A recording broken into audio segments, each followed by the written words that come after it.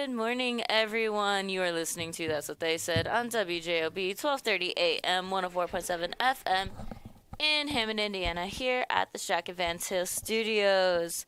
We're going to get started real quick, but first, let's take a look at some traffic and weather. So, it is June 23rd, 6 a.m. on the dot. Today we're seeing highs of 70 degrees and lows of 54 degrees. Some sunshine, some clouds later on in the nighttime. Finally, a break from the storms. But don't hold your breath, because on Wednesday we are seeing highs of 78 degrees, lows of 61, a shower and a thunderstorm, and a stray thunderstorm early in the nighttime. Thursday, highs of 78, lows of 61, partly sunny and pleasant with partly cloudy weather in the nighttime. So that's for your weather. Taking a look at traffic. Traffic is looking pretty good in the northwest region. 65 going north and south is looking good. 80 going east and west is looking good. 90 going east and west is looking good. Chicago Skyway, we do got an accident on the right shoulder on the Bishop Ford I-94 West at 130th Street, exit 68. Doesn't look like it is causing significant amount of traffic. Just be aware of that on your way in. And let's see. Other than that, traffic flow is looking pretty good. Do you have to say what vehicle on the left shoulder on the Kennedy I-94 west at Addison Street, exit 48A. That was reported and updated about 15 minutes ago, and again, not causing any significant traffic. Lakeshore Drive is looking pretty good as well. That's all for our traffic and weather. You guys want to introduce yourselves? Who are you? We have these lovely, lovely people sitting here at the table. Good morning, everybody. That's what they said. I'm your host, Michelle Quinn, with my compadres here, the lovely producer and co-host, Adriana Alvarez. Hello. And our summer guest host, Hello. Mr. Larry Kyleman. Hello. Good morning. What up, y'all? We do got shout out. Shout out to Trucker Mike for getting us some Monster Donut this morning. Yeah, Thank definitely. you. Yeah, that was very cool. Thanks a lot, Mike. That was Appreciate a it. nice treat. We're like, oh my gosh, what a way to start the morning. Those maple ice cake donuts from Munster Donut are the bomb. And always have been. Nope. There you go. Ooh. Turn There we go. down your radio. Turn your radio down in the background. Turn Turn on down that radio. the radio. Good morning, ladies and gentlemen. This is That's What They Said. Yep. Wait, didn't we already do that? I We did already that. did that. I did Good that. morning, Michelle. Good Good morning, morning. Adriana. Good How are we morning. doing? Doing well. How is this Tuesday so far? Well, it's, Tuesday morning at, 6 o'clock in the morning, and it feels a little unnatural to be up, as it always does. It's and unnatural. But it's all right. We'll power through it. I'm going to go do something unnatural.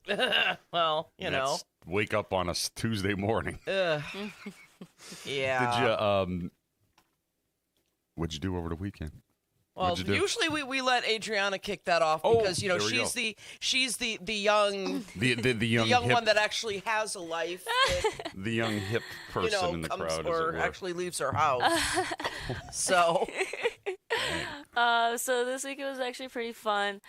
Spent some time with some friends and went to oh my goodness, what is his name? Emilio's right there in Highland on Saturday nights. Yeah, they yeah. have the dancing and everything like that. Oh. And I felt very accomplished as myself as a dancer and also as a teacher of dancing. I teach all my friends how to dance. I was there. Me and my boyfriend had went, and this man before he met me was stiff as ever, could not dance to save his life. I looked at him and was like, oh, you need help. And I always told him, I was like, I don't sit down. You either figure it out or you kind of sit there and you just have fun. yeah. You're going to figure it out. And that's what he did. He absolutely did. So much so that somebody had complimented us on dancing. Like, wow, you guys dance so well together. How long have you guys been dancing together? He's like, well, only a couple of months. He's like, really? You guys looks like you guys have been dancing forever. And I'm like, Nice. guys, I did that. I There you did that. go. I made There you you a good go. dancer. He was like, man, I never got that compliment before. I didn't think I would. I was like, yeah, but they liked how we danced. We danced to everything from cumbia to bachata to wapangos, all of those different things. It was so much fun. Excellent. It was so exciting. And so, of course, this weekend we were sending letters to my brother. He is doing basic training yes. for the Marines. I was Oh, about to nice. ask Yeah. how's Where your is bro he doing? Where's he doing his training? He's in San Diego, so he'll be over there.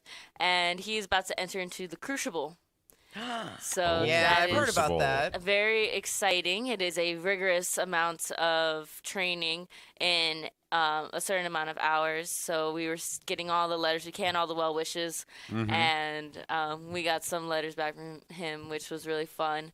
And this past Father's Day, he had me write out a little note for our dad because he was like, I don't know if it's gonna come in time. So hey, before I leave, this is what I want to tell him and everything. My dad absolutely loved it. Excellent. Brought tears to his eyes, and I was just like, "Sir, you make me cry over here." But it was fun, successful Father's Day as well. My dad enjoyed it. We went to go eat, and then my dad likes to go play pool, so we had him play pool, and I have him absolutely ready to like, nope, you're supposed to hit the balls like this and supposed to do this and supposed to do this as we're all playing. So it was pretty fun. But yeah, so that was about my weekend. How about you guys? Well, before I get to my usual sad weekend, do they tell you? Do they tell you where the Crucible or do they go to different specific places each time or? Ooh, I do not know if. I know that they were saying that they will have to do a various amount of tests with so much Right, and gear on them. if you can't talk about it, don't, because I'm not asking. Yeah, for... no, you're fine. I don't know. I didn't go much in depth with it. They do give you like a little calendar to kind of base what they're doing. I didn't look at it this week, but it's like what they could potentially be doing. It could be a few days ahead, could be a few days behind. I just know that he's going to have a lot of gear on him, not a lot of sleep, and it's going to be within, I think, like 50-something hours. And I was like, ooh, you go, man. Yeah, I got your back right. from all the way right Yeah. here. in my bed. Yeah, but he's doing great. Graduation's coming up. We're so excited to see him. So much so that I'm pretty sure that my grandmother that is listening right now is counting down the days. She's like, I want to see my baby boy. Are you guys We're all gonna go out to flying see, out for yep, graduation? We're all gonna go see his graduation. Good. So we're so excited and we're so proud of him. Excellent. So we are, and I'm most excited to see this Marine picture Yes. and the uniform and everything. I'm like, let me see your tough face. Let's see it. See your kill face. Well, yeah, Let's I was just about to ask. They typically they're not allowed. Are they just not allowed to smile in the picture? Yeah, or they don't. Yeah. You can't smile in the picture. There's nothing funny about the Marines, Michelle, well, as I've been told several times. sure. Yes, but I'm gonna go to my older brother and I'm gonna be like, oh my gosh, look at you in your Are uniform. you going to stand You're in so front of nice. him while he's taking the picture? Just a little baby. Now, don't yeah. smile for the camera. Well, that's good. Yeah. Well, good for him. Yeah. I love it. I Yeah. love it. So my weekend, such that it was, spent, a lot of time on the couch. It's a choice. Do a little bit of that. It's a choice. Are you guys House of the Dragon folk? I tried to watch Game of Thrones, but there was just I never watched Game too of much Thrones. incest for my liking, so I stopped.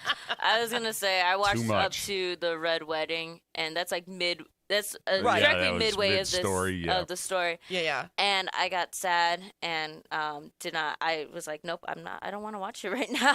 And I've been told by so many people, you stopped at that point. You didn't keep watching. I'm like, no, I got in my feelings. I didn't want to keep watching it. So yeah, I did. But I am interested to continue it. And if anything, I might kind of rewatch from the beginning until then because I haven't watched it in a while. Is it good? Why? Yeah, What- well, no. House of Why it's- do I want to watch this? Well, I mean, Or anybody?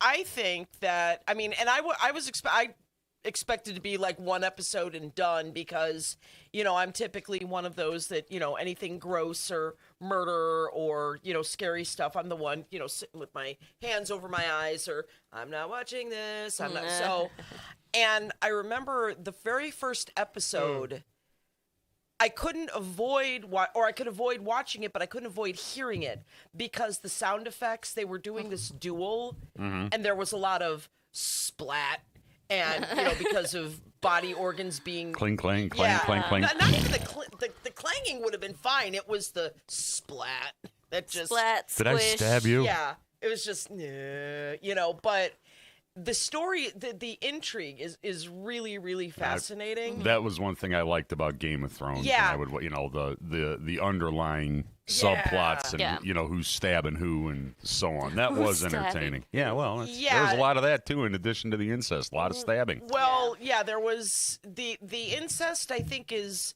sort of less. It's okay. I should Less. say it's more How implied. about none? No, Well, it's implied. it is because you've got the queen who's married to her uncle, and this weekend was the other queen, her son, who's like the king, sort of. They shared this weird kiss, and even she was freaked out by it. Like, what's going on here? What'd you do that for? That's Wouldn't it- okay. Yeah. All right. So, but no, just fascinating. In the end, they opened up with the big battle that Oh. was supposed to be last season, but I mean, and it was a lot. A lot of stabbing, A lot of stabbing, a lot of stabbing, bludgeoning, slashing, a lot of bludgeoning, drowning, and Drowning. the fun blunt thing. instrument trauma. Yeah, exactly. And the super fun thing though was that our fearless leader Verly is a House of the Dragon fan, and I guess she had a watching party. I'm like, dude, if I'd have known that, Oh, how nice. I'd have been at your place. So I'm like, dude, Yeah. and You're at her place covering your eyes. yeah, I'd Going, be "Oh, like, no. "Eh, Oh, I'm no, not watching dragons." No, the dragons are cool. It's Okay. just the I don't know. The gore. Yeah, the gore and the yelling and You would not like the new movie Obsession. what I heard Obsession was rather interesting. It is Yeah. I sat there. I'm tempted to see it. Tempted to watch it. It's basically just like an insane girlfriend, just like Mm-hmm. like 10 times more. Ooh. But I will say, it's really fun going. Okay. With a boyfriend or anything like that, like boyfriend, husband, wife, because you're watching, and you're like, aren't you so glad I'm not like that? Aren't you? See, I could be crazy like that if I really wanted to. Yeah, and it's so funny to make them like I uncomfy. made a doll out of your hair. Yeah. Basically, it's basically just like, hey, I want this girl to be completely and utterly obsessed with me, so much so that you are not afraid to do what it needs to make sure that you are the one and only. And it's really weird. It's really interesting how they made Ooh. it. There is some form of gore, I will tell you that. There always is. But I think for like the Weenies like me. yeah, you could close your eyes for a good minute and you'll be okay. Okay. I like the real over the top. Yeah. Gore, but in a humor, in a black comedy, like a Deadpool. Okay. You know, Okay. for example, to take a generic commercial example, but the whole campiness while he's committing murder is just entertaining. Oh, like Sure. Yeah. It is. That stuff is fine with me. If there's a camp to it and it's like, oh, well, they can't. They just topped that, and so like- on. It's like, Sure. oh, he stabbed. Oh, his hand's off. Oh, that's fun. I love it. There was this horror movie. I never remember the name of it.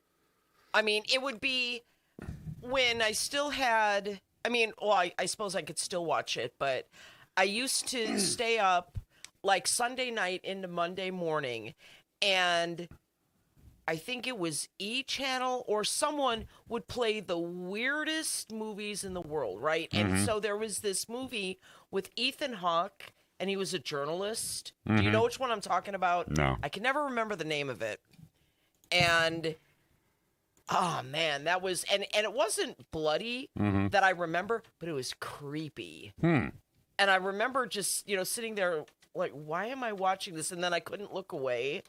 But yeah, it's got like people like laying dead in the pool. It was just very, very strange. Interesting. Yeah, so I couldn't tell you. Is the movie called The Lowdown?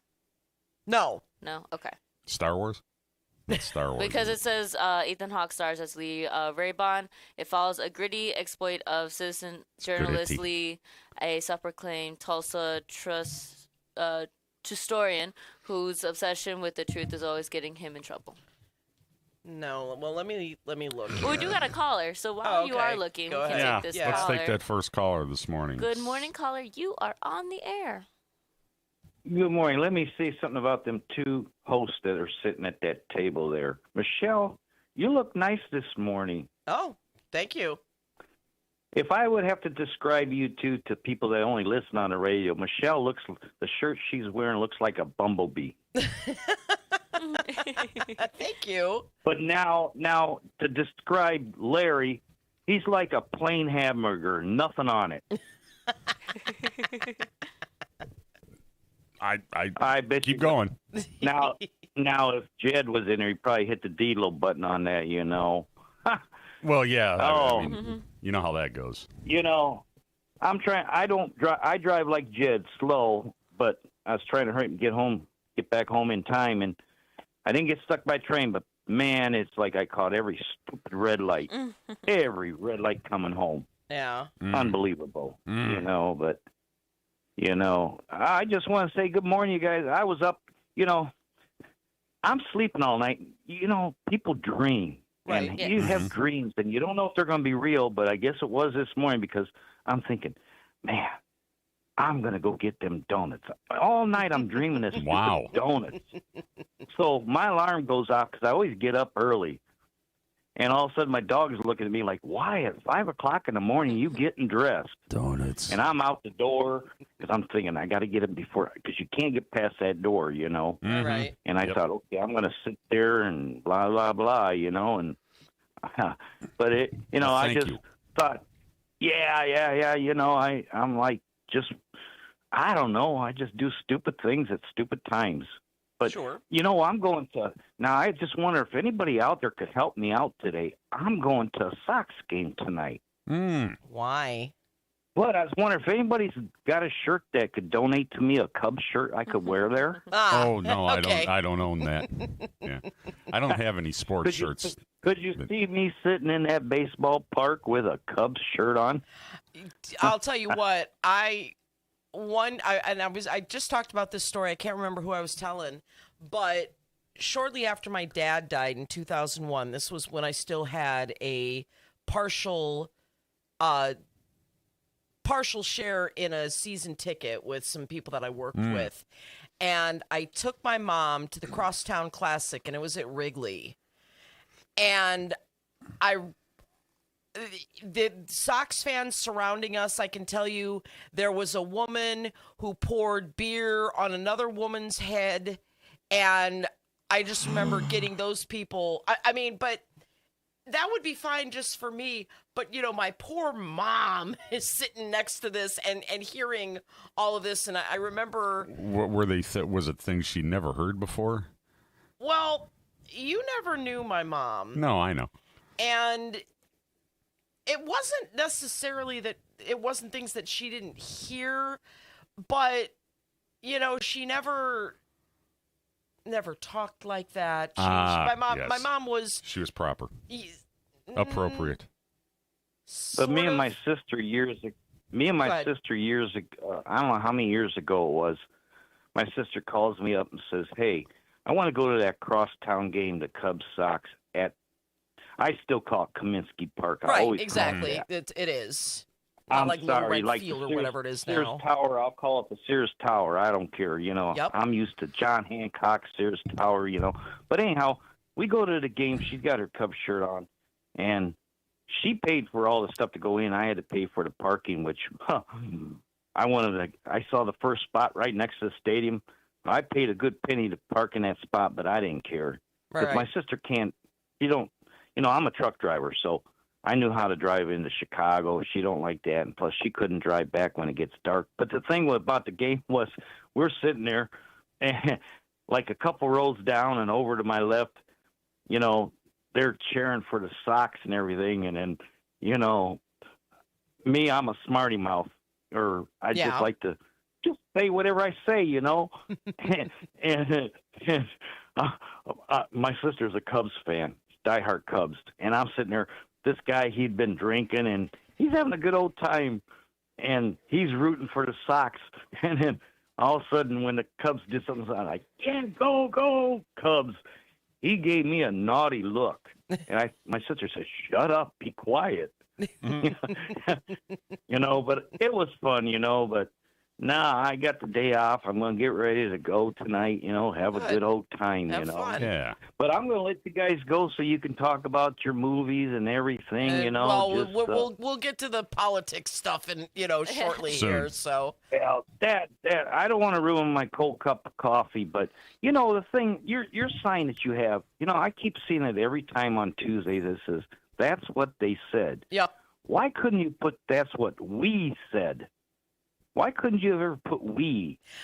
Yeah, it's just a pronoun. Well, so the reason behind it is because we often get told that the next show and or maybe it even goes into the next show on Monday before us Yeah. next week that people call in saying they said this and they said that. So we just Yeah. So played it's like, into the y- gimmick of that's what she's that's what she said, and it's like, Yeah. well, that's what they said. So Yeah. that was kind of how All that right, came what- up. Well, all you guys, your producer, you two there, and all the listeners, everybody, it's going to be a nice, beautiful, sunny, nice day. it is. Enjoy the day, and don't do no rain dance. We've had enough of that. Oh my you God, know. Sunday was unrelenting. Jeez. It was a bit much. Yeah. I was gonna go to Cabela's and buy a boat. I don't know if our street gets flooded. Is it legal for me to go down the street with a boat in I Hammond? say Is it legal? I say Do yes. I Even if it's do I not have to raining. pay- Well, do I have to pay a water tax or a tax for have a boat going down the street, or do I have to license plate a boat going down the street? No, this isn't Munster. well, after Mike. after next year, that you might, with everybody taxing and Yeah. yeah, I'd say give it a test drive right now. there you go. Might have to put some wheels on it. All but, right. Well, you know.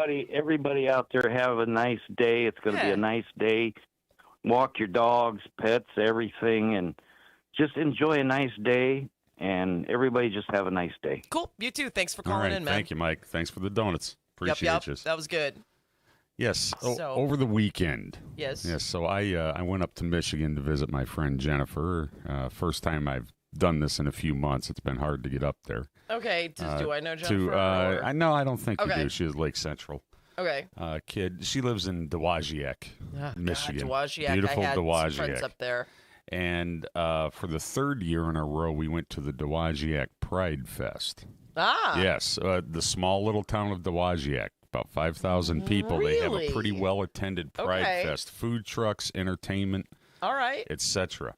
Now, this is the third year they had it. This is the third year we went. The first year we volunteered with Hidden Acres Farm Rescue, which is a farm animal rescue I Yeah. volunteer with up there Groovy. from time to time. And Yeah. then the last 2 years they haven't, but we've gone anyway. Good Right. times. Mhm. Good times, good times, good times. One thing I noticed, and it was brought up, was the amount of security Okay. at the fest. It's the fest is held on a green space adjacent to the town library. Okay. Pretty couple acres Yeah. of a park and so on. But they had uniformed police officers on the roof of the library. Every Okay. inch of the park that could be cordoned off, except for the entry, Okay. was cordoned off. And so on. Now, no protesters to be seen Sure. this year. They do have one or two of the locals that come out every year and Yeah. put their stuff on Facebook and say their bit, but they move on Right. and so on. Anyway, I was really interested in finding out why the security had been Yeah. increased in such a small town, Yeah, that would Such be as my next Dowagiac. question. Right. and then other pride fests in the area here that you could. So small town type celebrations. Are we seeing the same kind of security beef up there too? I don't know. It was just something that crossed my mind. I haven't been asked to cover anything. I know that Lake Station does a Pride Fest that has historically the last couple years that I've been there not super well attended. Mm-hmm.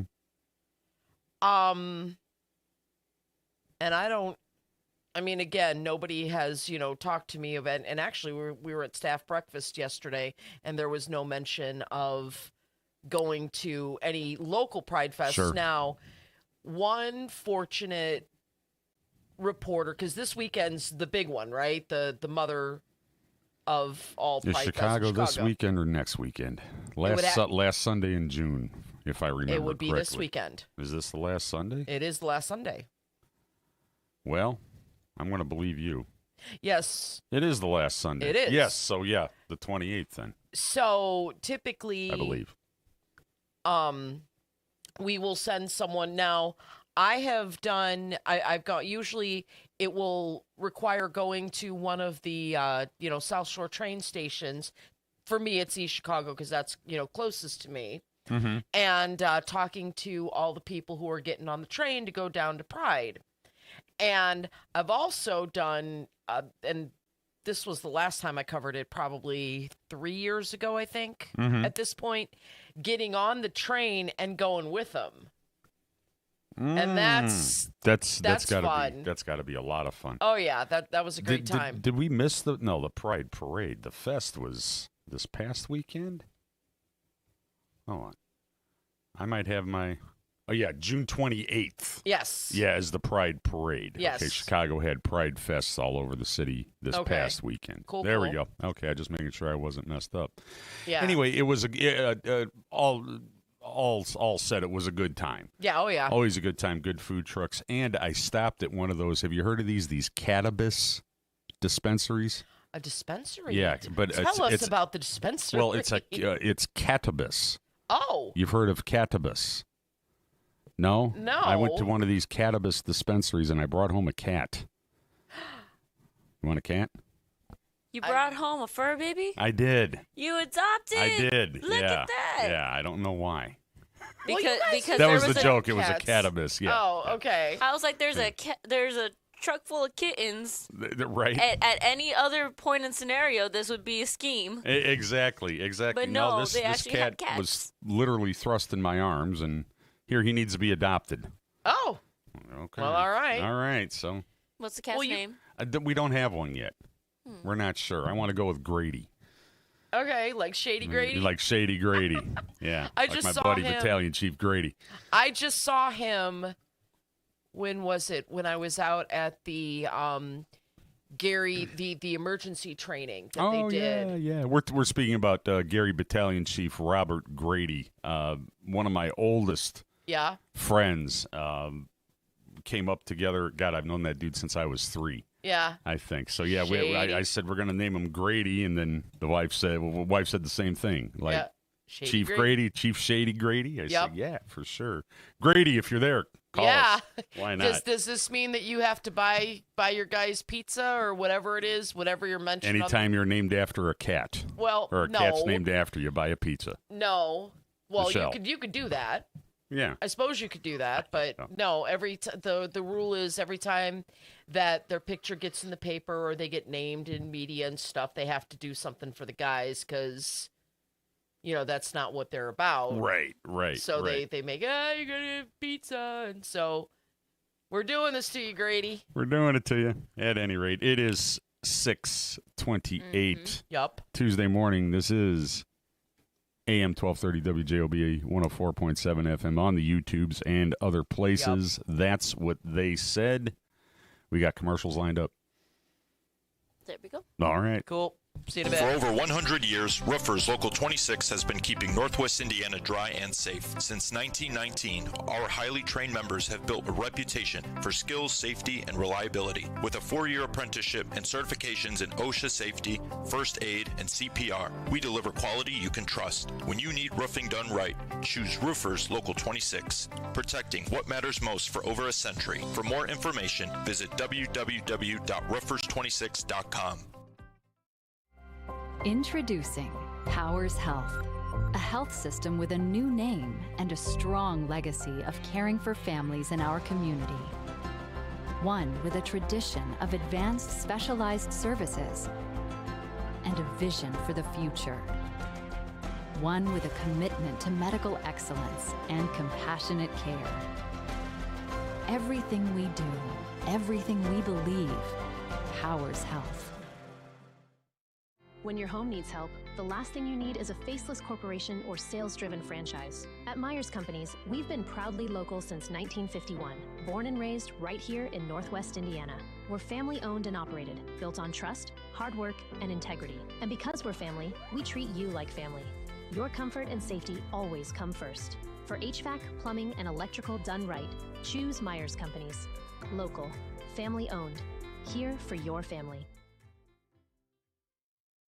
Ogren Insurance, Hammond's oldest family-owned independent insurance agency, now in its third generation providing clients in the Chicago area with products from quality insurance companies to handle your every need. Regardless of driving history, Ogren Insurance can find the right coverage for you at competitive prices. To learn more about the insurance solutions and services we offer throughout Indiana, Illinois, and Michigan, call 219-933-0076 or visit our website, ogreninsurance.com. We're located at 6929 Homan Avenue in Hammond, Indiana. Do business locally with someone you know and trust.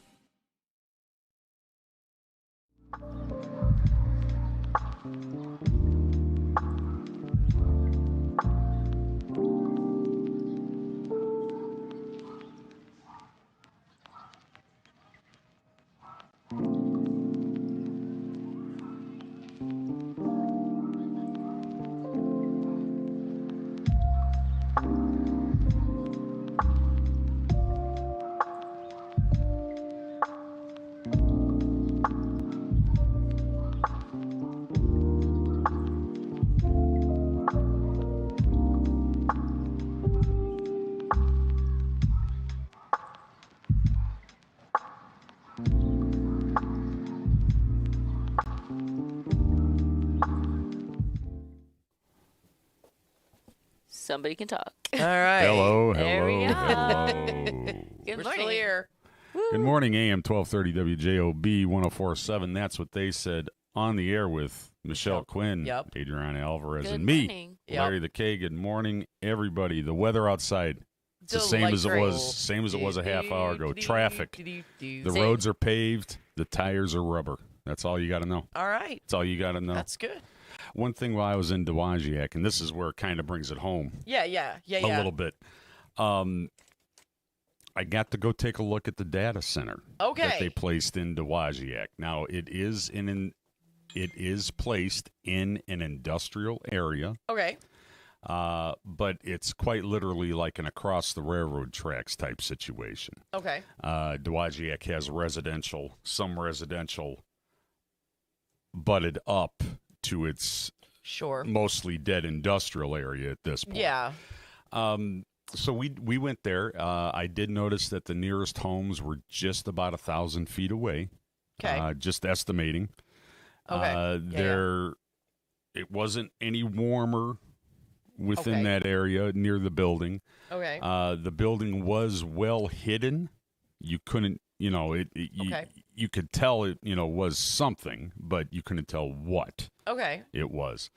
And but the hum, the constant hum. Okay, And I was gonna ask I went and about looked at that. I went and looked at that online about low frequency, Right. continuous humming. It just Right. As if it's like a generator running. exactly Right, and Dowagiac is actually, we talked about this last week or whenever it was, that they have filed suit against the Yes. the developer Mhm. and the owner of the data center because of that low hum. Mhm. But okay, is there? Yeah, there is. Okay. There is. Even at an estimated 1,000 feet away, there was a distinctive hum. Now it's not a busy part of town. It was Right. a Saturday. Just not. It was a nice summer day. No noise to interfere. So Okay. shut the car off, sit and listen Okay, to the sounds of nature, and Okay. there's a hum consistent.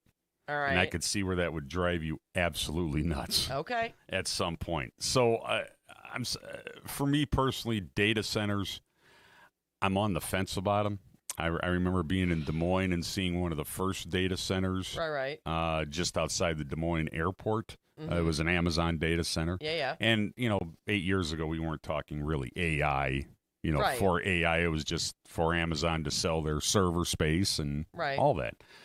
I don't want it near me. Well, no, I And- don't think and any of us I does. I just don't, and just for that noise. Right. It's just for that low noise. I don't know anything much more than what I've read, the pros and cons on the environment, Right. etc. That for me, that remains to be seen. Right. For me, but that hum, I don't know how far you can get away from it before you don't hear it, Right. because it's a constant noise. It's a constant noise. Sure.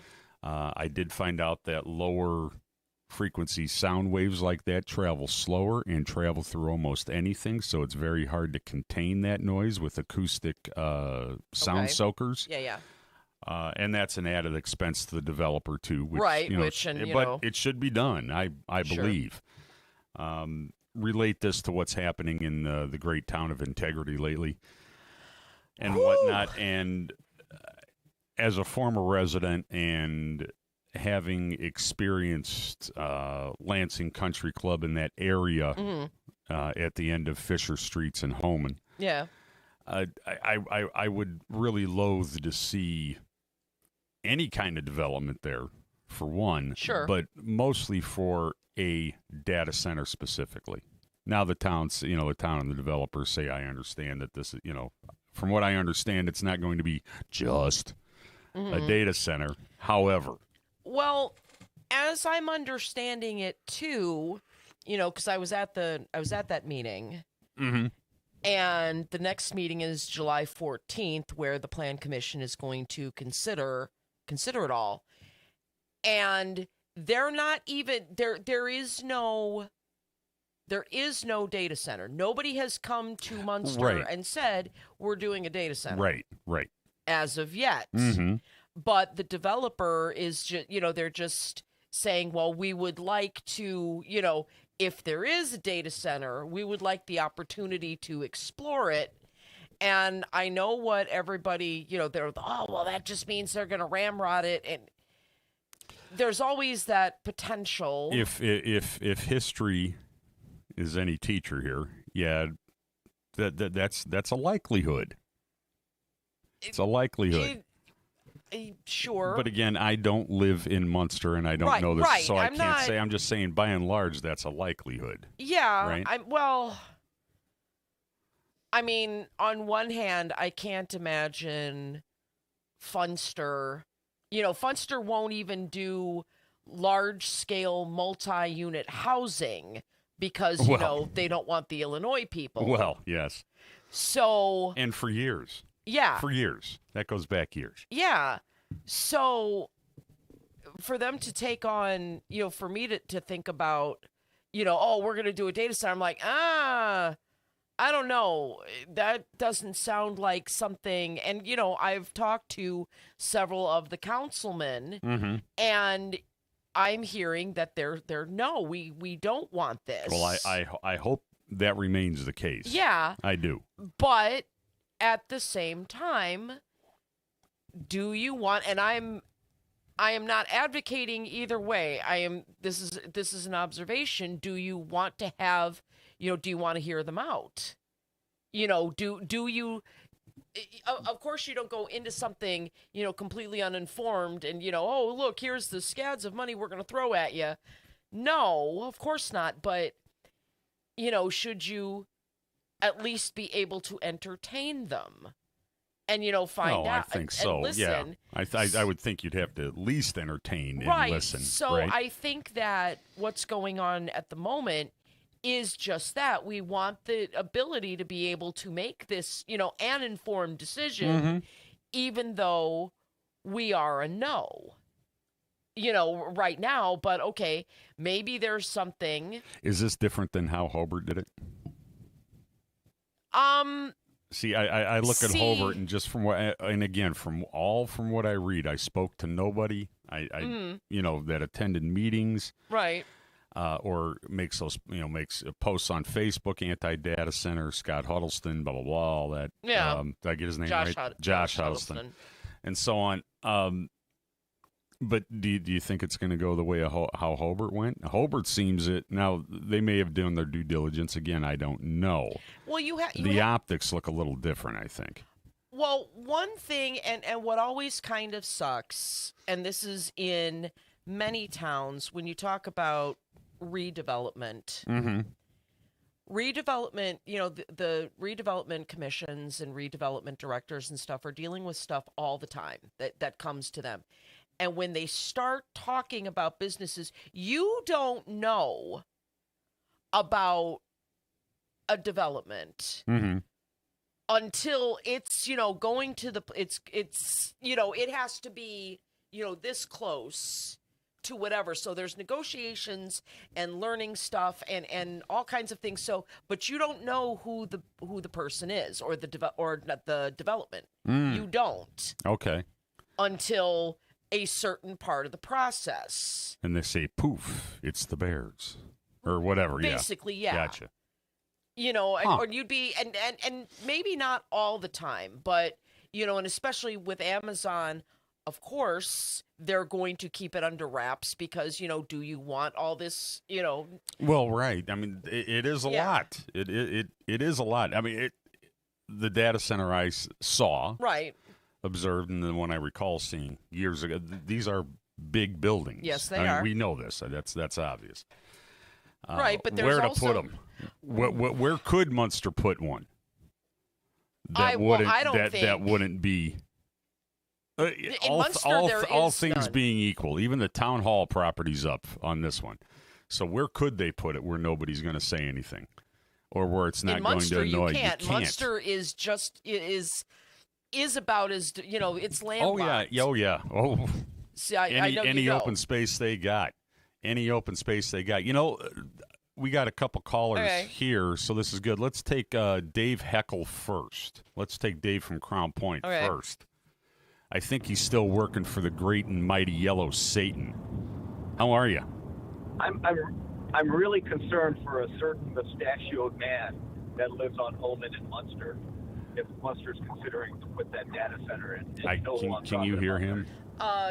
Hold on, David. I can barely hear you. Okay, now you said you have an obsession with a mustachioed man who lives on Holman in Munster. Tell us about your obsession with this man. I don't have an obsession, but I'm concerned if that data center goes in. You know who I'm talking about as far as a certain mustachioed man that looks a lot like you, Larry. Mm-hmm. Yeah, I know who you're talking about, so... And you're worried about him. Well, that's nice of you to be worried about him.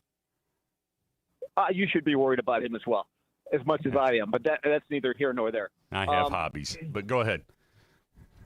I'm glad you mentioned the noise. I've not been around one of these data centers, but I'm going to play a little revisionist history. A couple of years, maybe it was a year ago, 2 years ago. Do you guys recall Cargill up in North Hammond was emitting a certain noise? And it was driving the people of Robertsdale bananas. Yes. Particularly George Stoya. George Stoya was driving them bananas. Right. Do you guys recall that? Yes.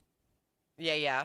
So the way you described that, Larry, I kind of draw a parallel to that story. The people in Robertsdale were losing their minds because what was it? It was not a generator, but it was some kind of pump. The bearings were going out, and it was making a constant noise. Mm-hmm. At any rate, with that being said, any of these communities that I've paid any attention to that are contemplating putting in a data center, they never make the council never makes an argument. We're doing this for the betterment of the community because it's going to make society better. The main reason they're doing it is for the financial windfall, and for that reason, in the words of the great Mark Cuban, I'm out. I'm really not interested. Find other sources. If you're revenue strapped, but to compromise your constituents' health and safety, this is not the way to go about it. You bring up Hobart, and I brought it up before. Mark Koppel, Hobart City Councilman, his organization got $100,000, and I'm not saying it was tit for tat because he voted yes.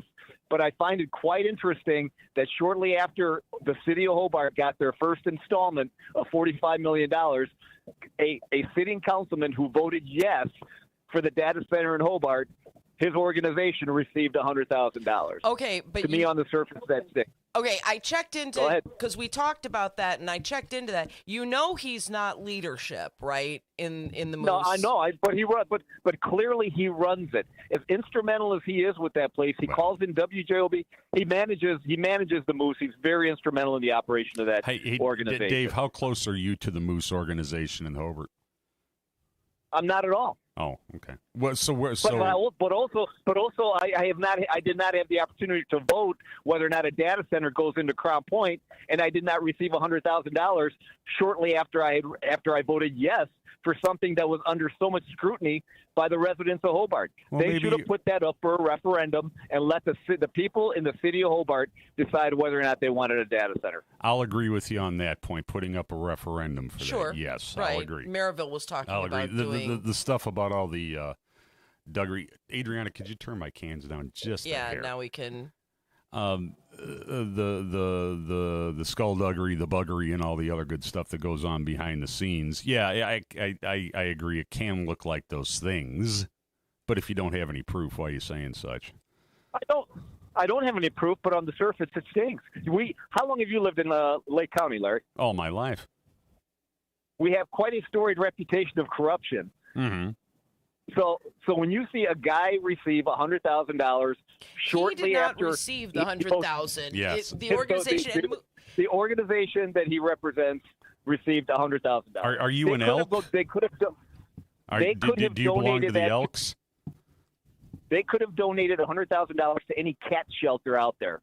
They decided to give it to an individual who happened to have a yes vote for the data center. They didn't give it to the individual. Mark Koppel did not get $100,000. Let's be clear about that.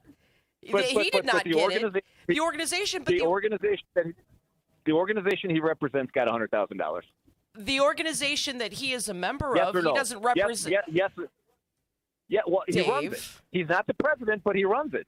No, if he's not the president, how is he running it? How's he running it? I encourage Mark Koppel to call in and explain what his Is Mark participation Koppel in the is. room with you right now, Dave? Is Mark Koppel No. in the room with? Okay, just checking. No, All he's right. not. Well, we do have another caller. Maybe it's Mark Koppel. Yeah.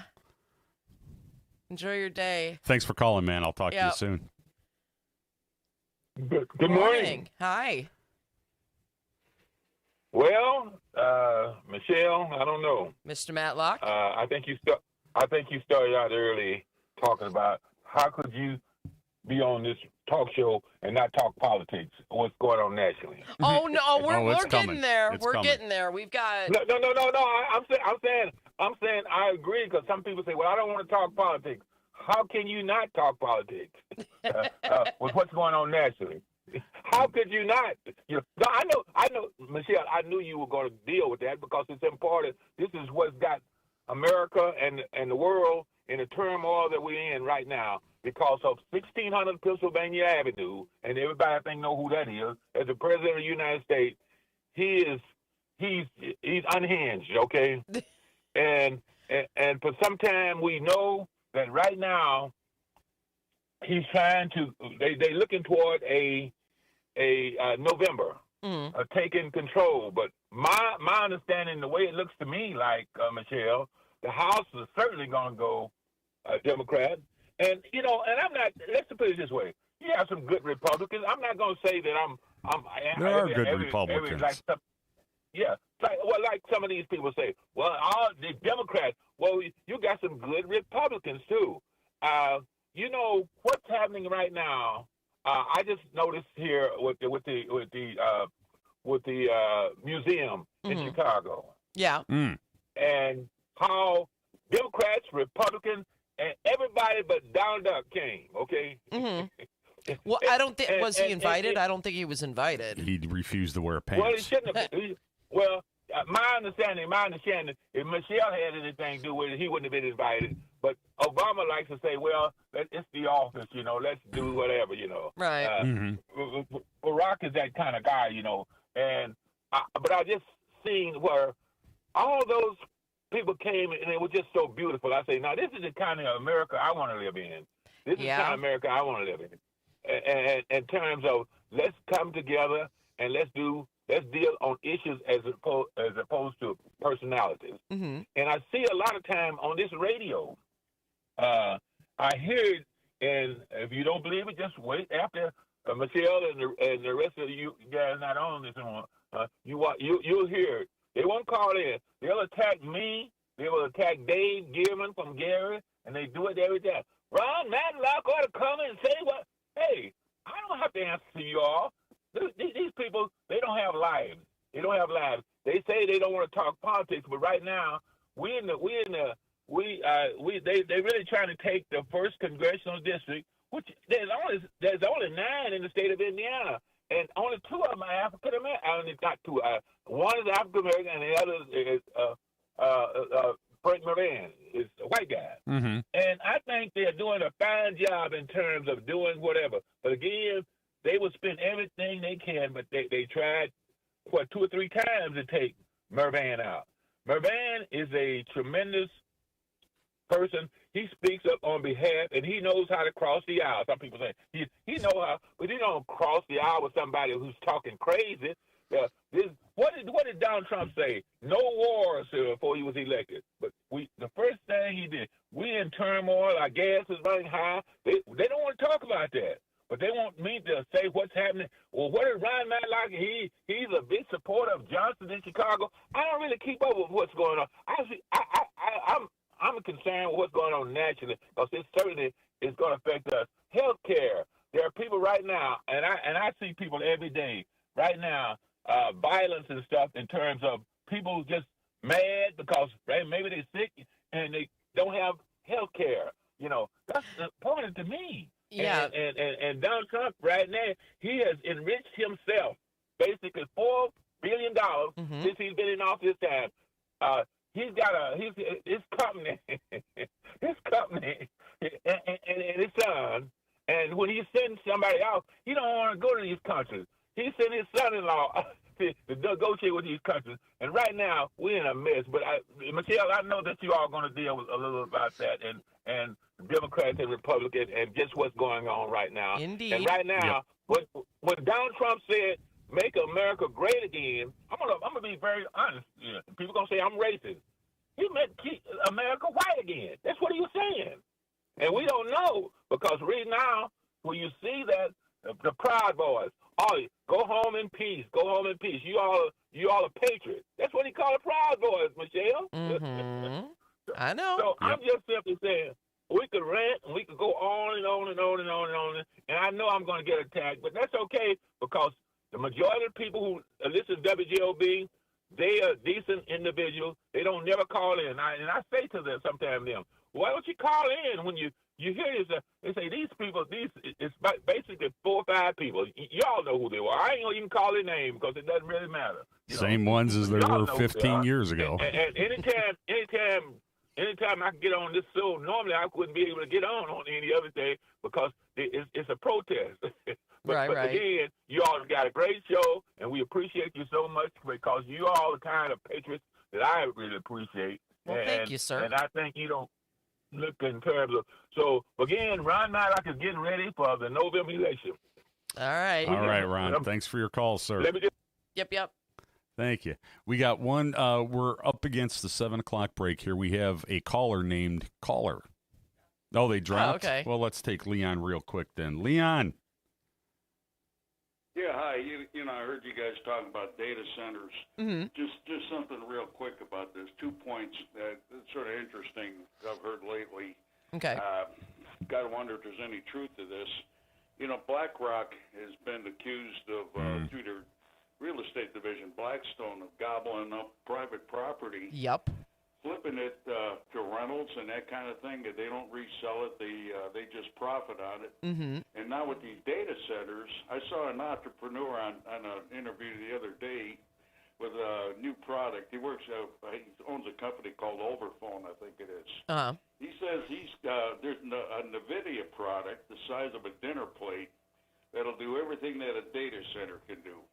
Okay. So why are we building these things? We've got like 3,000 of them now.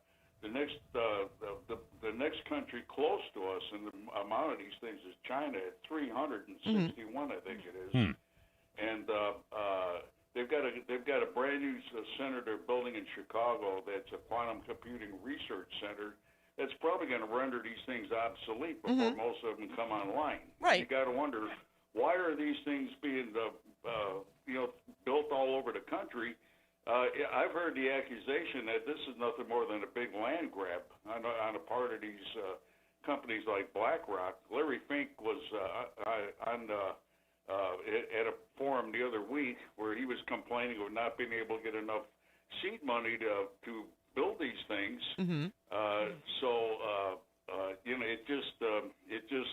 He's actually talking about forcing Joe Public to invest his bank account and IRA into these things. And to me, the whole thing looks like a massive land grab. I can't see any other reason for these things. I went by that one in Hobart. This thing is like a mile by 1 mile. Why do you need all this real estate? Right. No, I think to your point, land grab. I mean, I'm not going to say that I understand completely what that assumption. That's not a bad assumption, but to your point of the technology, and I've made this point before that these things that they're giant now, and the reason that they're giant is because and this is as Tucker explained it to me, they're so big because they have to capture as much data as they can. The more they compress the data, that's even more energy and more this. So that's why at the moment they're this big. But what happens in 5, 10, 15 years when they have figured out how to do it smaller, and then what do you got? You're absolutely right. So what do they do with it? Probably contains more AI right now than the computers they used to go to the moon. Right. Back in the 60s. Right. So these things evolve. So it's just, if you could look at any kind of new technology, and the technology gets smarter and smaller, not bigger. So why these massive land grabs for these things?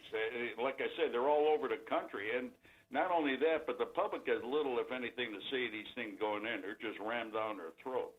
It just makes me suspicious, and I think that people in this country have a right to be suspicious about all these kind of things. 100%. Anything that we end up doing or that a government is doing, and I would say that 90, in my experience, 90% of all of our politicians and people that choose to run local government, they're doing it with the idea that we want to do something better. We're not doing it because, of the grift. Right. I'm not saying everybody, not but, saying that, it's like that all the time. Yeah, in general, people are doing it with, they're trying to grifting with panache. Waste the money in front of his face. He could care less what it is. He's going to go in for the dollars. That's how they operate. Well, voting for the dollars. I mean, we talk about this, and I will say it until blue in the face. There is a real problem coming with SCA 1 for our communities and for our schools. It is a giant problem, and we are going to lose, these municipalities. They really are talking about, okay, do we keep our parks department? Not just cut it, or eliminate people. Do we keep our parks department, period? Or do we have to cut police? And we all know how popular it is when you threaten that we have to cut police. People go nuts. So it is a real problem. So if our legislators downstate thought that this was a good idea to, hamstring your municipalities, what are municipalities supposed to do? Yep. Referendum. Well, yeah, sure, referendum, but that was the question that I know Maryville looked into whether it can be, put as a question. Yep. I don't know that. I mean, they were trying to find that out, and I suppose I could circle back, but, Maryville put a moratorium. Mm-hmm.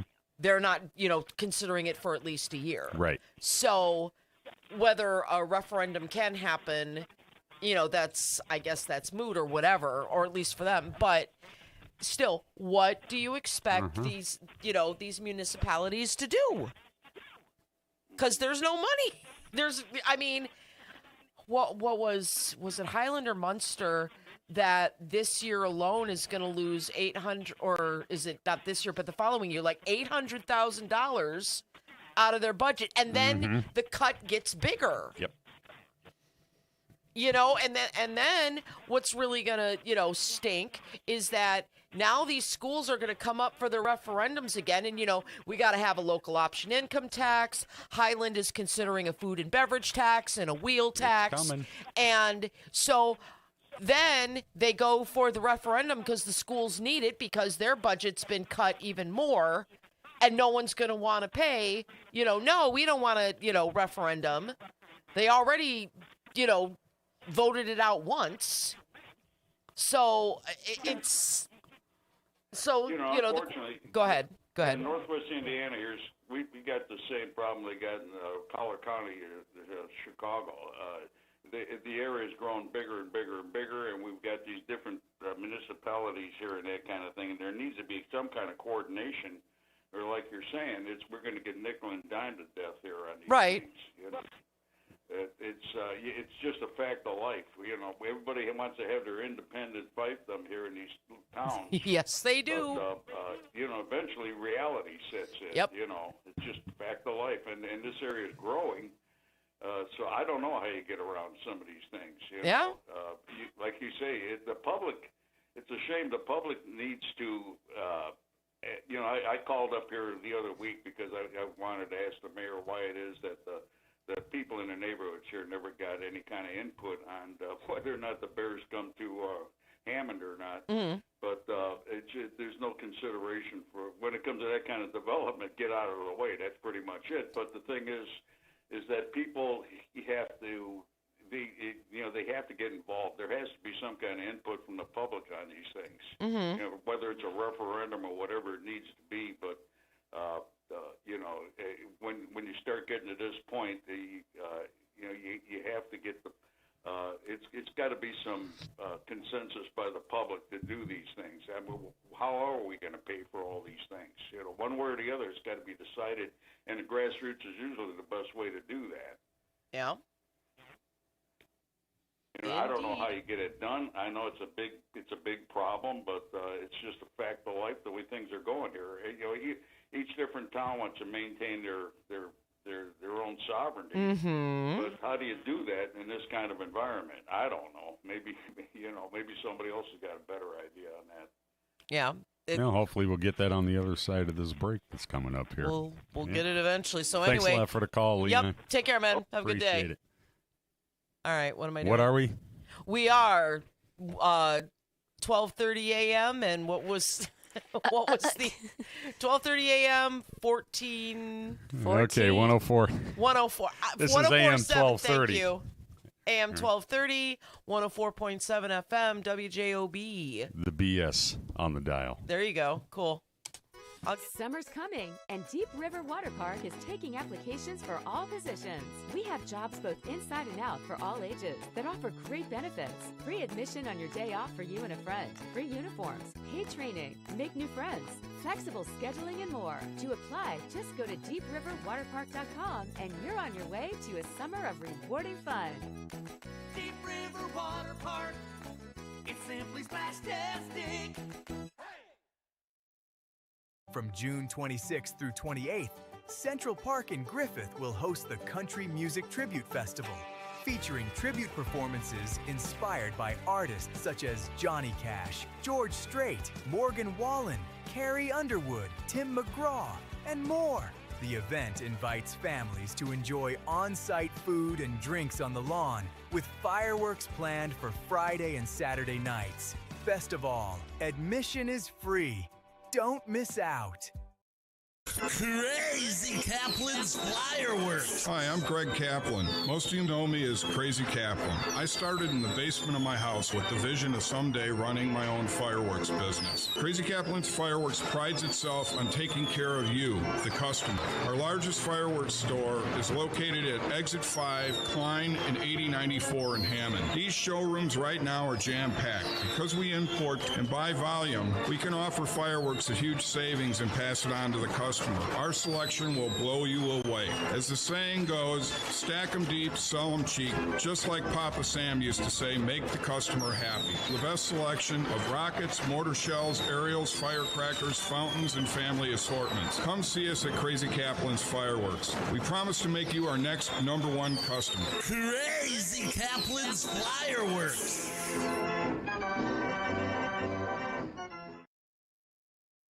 It's the simplest expression. The smallest thing that changes everything. A smile. So easy. A smile lights it up. Apologizes. And welcomes unconditionally. Because the shortest distance between two people is a smile. Thank you. Strachan Van Til, where making life easier starts with a smile.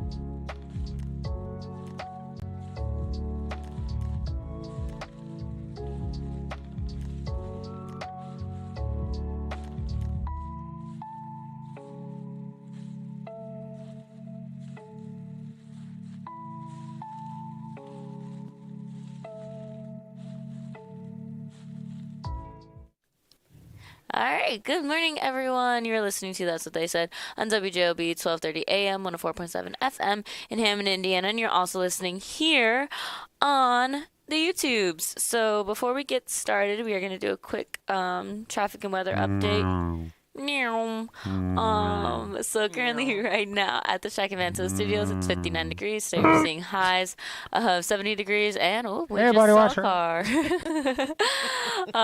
Seeing highs of 70 degrees, lows of 54. It's a beautiful day today. Tomorrow's going to be storming. High of 78, low of 61. Showers and a thunderstorm. Straight thunderstorm early in the morning. Thursday, high of 78, low of 61. Partly sunny and pleasant after getting the storm. So that's pretty fun. Taking a look at traffic, 65 going north and south is looking good. 80 going east and west is looking good. 90 going east and west is looking good. Chicago Skyway is looking good. We do got an accident on the Dan Ryan on the right shoulder. I-90-94, local lanes west at 51st Street, exit 57A, backed up to 63rd Street, exit 58B.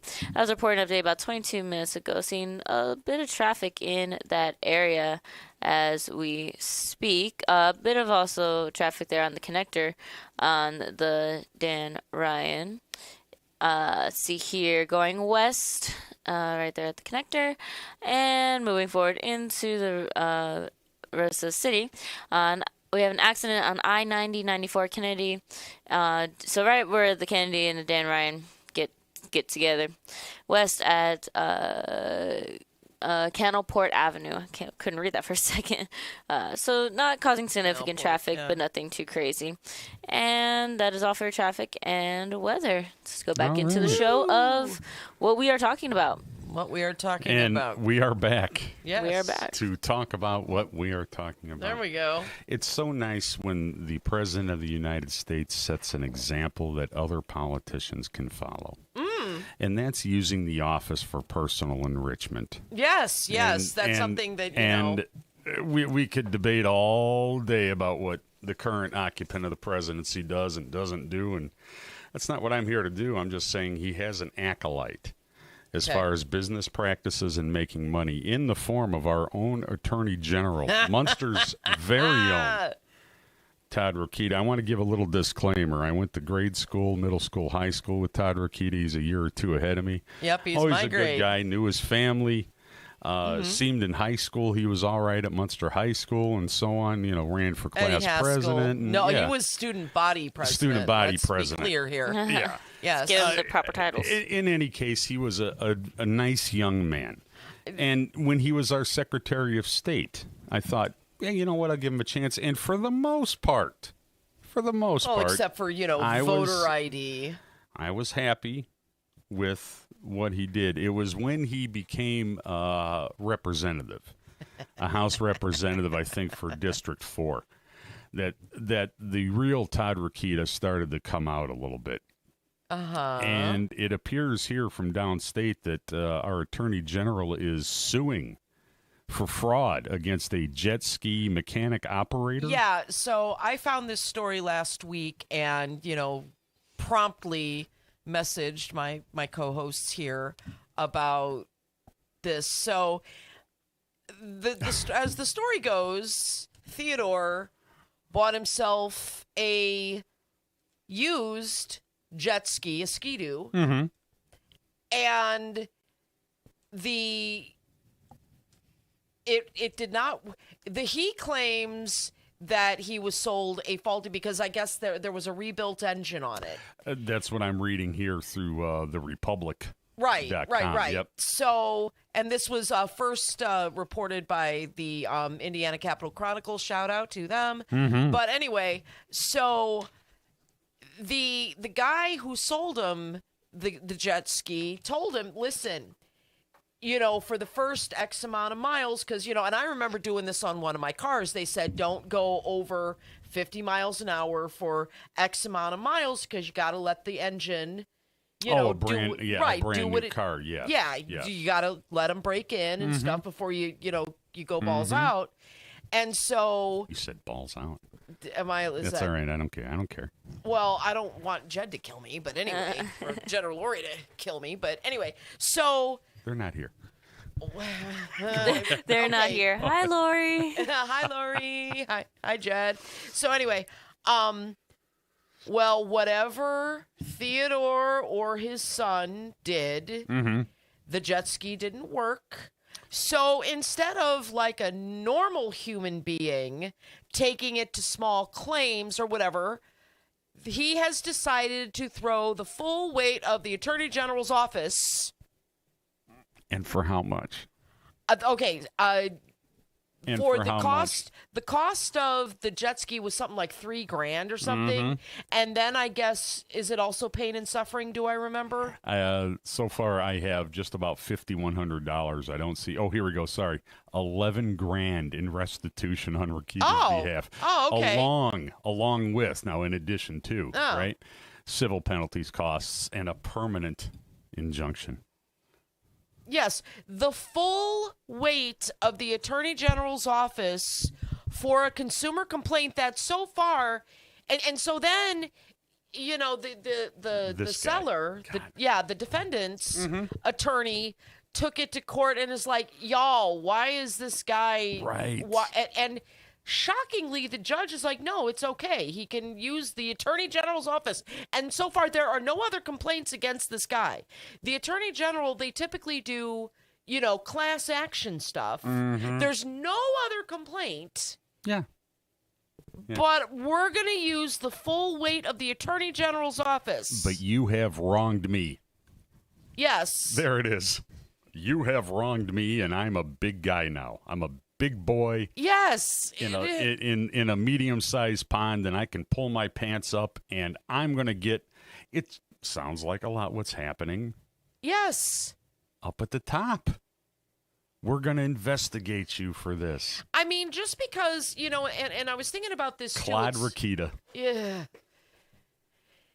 I was thinking about this the other day, and I remember doing this when I, used to drive to Chicago when I worked downtown, and I would use the, rush hour traffic, and I called it Weirdo Fantasy Hour. Not for the reason you're thinking they're weirdo. I'm not. No, okay. Easy killer. Okay, but anyway. 7:13 in the morning. I got to wake up here.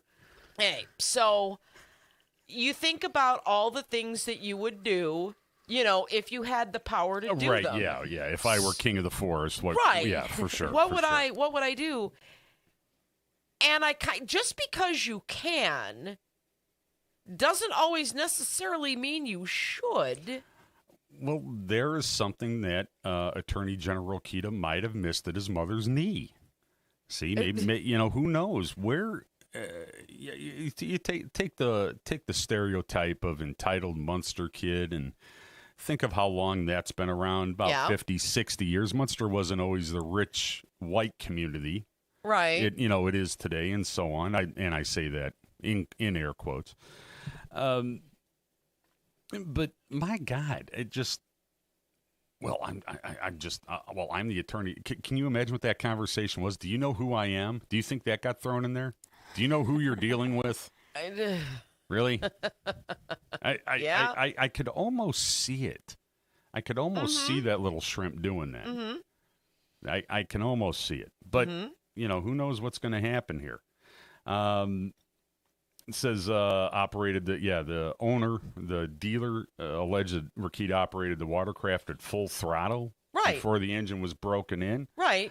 It was not, Rakita says the engine was not rebuilt as represented. I don't see. How would you know that? Well, it is Todd Rakita, and he probably knows everything. Well, sure. Okay, so let's get that out of the way. And if he doesn't, he'll tell you. Yeah. He does. So let's get that out of the way. Where in this news story is, the Attorney General exercised his option to take it elsewhere to have it checked out. Who was the guy that told Todd all this? Right. Right. It's very suspect. It's kind of gross. Our tax dollars here. Yes. Especially if you're a property owner, and so on, like I am. It is going toward a used jet ski. Right. And a reflecting pool repair. And a ballroom. No, but I digress. Now look, you know darn well that reflecting pool is being vandalized, Larry. It is. All those cameras. Yeah, all the cameras. Somebody got in there with a knife and slashed 350 feet. Yeah. 350 feet. Vandals at the reflecting pool. My God. And you know what else they did? They put eyebrows on the Lincoln Memorial. It's terrible. I have been dying. Did you see the somebody has been putting why is it escaping me? Light shows. Oh yeah. Flashing. Yep. Yeah. We got them stacked up. Woo! Yeah. People flashing images on federal buildings. Yeah, the snake of J.D. Vance was pretty cool. My favorite is the one Stephen Miller as a bat at the Lincoln Memorial. hanging down next to Lincoln. Let's go ahead. Right, let's go ahead. Mike has already called. Let's we'll get him in a second, but let's go ahead and take George Stoya. Yeah. George, long time no talk. What's going on, man? Hey, Mr. Stoya, how's it going? It goes. I was just listening to Leo and you guys, and ever since Trump's come in, there's been he's let loose a zeitgeist of some kind where the abuse of authority is rampant. Yep. The abuse of discretion in government is rampant. Speaking of somebody that says, "Do you know who I am?" Democrats are just as bad at it, just as much, or nobody gives a damn. It's like, what are you going to do about it? What are you going to do about it? Unless you have an army of lawyers or something to take him to task, forget about it. They're going to get away with it. Sure. And even locally, I mean, it's this is McDermott's town. Make no mistake about it. Nobody does, I think, but it's just forget it. If he wants it, he wants it. That's it. So it's going to happen. Now we're at the state level here with that, and let's just assume that some things like that take place at the local municipal level. When's the last time around here we've heard of something like this where an official is using the full weight of his office to sue? And I'm asking you, George, when's the last time you can recall that happening? Where it's made the news. I'm missing something. Well, I can't. Well, I made a thing about it, and it got all over the newspapers too when they shut down the gas stations and exercised the equivalent of eminent domain and shut everything down, but didn't pay anybody. Shut all the gas stations down in Hammond and told me, and then made everybody submit to a. It was the overnight. I remember curfew, that. Yes, right, yes, and so they, in order to reopen, and while he had the authority to do that, he didn't compensate people for shutting down their business. Okay, that well, was the thing wrong with that. Okay. And that was just flat out exercising, just taking over. No, you're not going to do it. It was purely totalitarian. Couldn't believe it. I mean, even the Times got on it. And I remember covering that as well. That's the last thing I've seen. So, but that was, he'd never done that before. Or just reached in and said, I'm not going to let you stay open anymore. That's it. Right. Yeah, it's crazy. Wow. I mean, again, you own your own business. That's the model, the ideal of the quote American dream. And now you're told how long you can stay open. After you've been open, doesn't matter. Even you had a track record that you've been open 24/7 for years, and suddenly you're told you can no longer make money after midnight. Wasn't you're not compensated. That was done in the public abuse. But that was done in the interest of public safety, was it not, George? Well, that's what he says. Well, that's what he says. I mean, there's still risks. I'm 125 pounds. That's what I said. But I get you. I understand. Well, what I'm trying to get at is we're seeing more and more in the Trump era that governments are not exercising governance. They're exercising dominance. That's what's happening. Do you think some government officials are being shown that it's okay to do these things, therefore we're coming out with it like we are? Like in this instance, Todd Rokita, do you think maybe he was shown by somebody that it's okay or this is how you do it? I don't know. I think, like I said, ever since Trump has come in there and the way his lawyers, and especially the attorneys general, are abusing their authority, modeling on themselves off of Trump and Roy Cohn and the whole abuse of the legal system. Yeah, I mean, they're just everybody's copying it. Interesting. It's just a matter of forget consensus. There's like an anti-democratic wind. Forget the people. We're not here to serve the people. Again, it's not governance. It's dominance. And not democratic as in the Democratic Party, but in the idea of power to the people. Right. The tool in our republic toolbox. Yeah, we play to the our whole thing. Yep. Playing to our baser natures, and so base. Once again, I will say it. How are we going to put it back under the rock?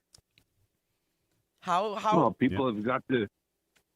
Well, people have got to come out and they've got to vote. I mean, you got low voter turnout. You got this. How many? 2 decades, I think, at least. Voter apathy. Sure. Nobody came out. Everybody figured that nobody gives a damn. Right. So and suddenly, they're knocking on my door now. Oh, there's a fire. There's a fire. Sorry, Charlie. Sorry. Day late, dollar short. Yep. And like you said, how we get it back? You're gonna piece by piece.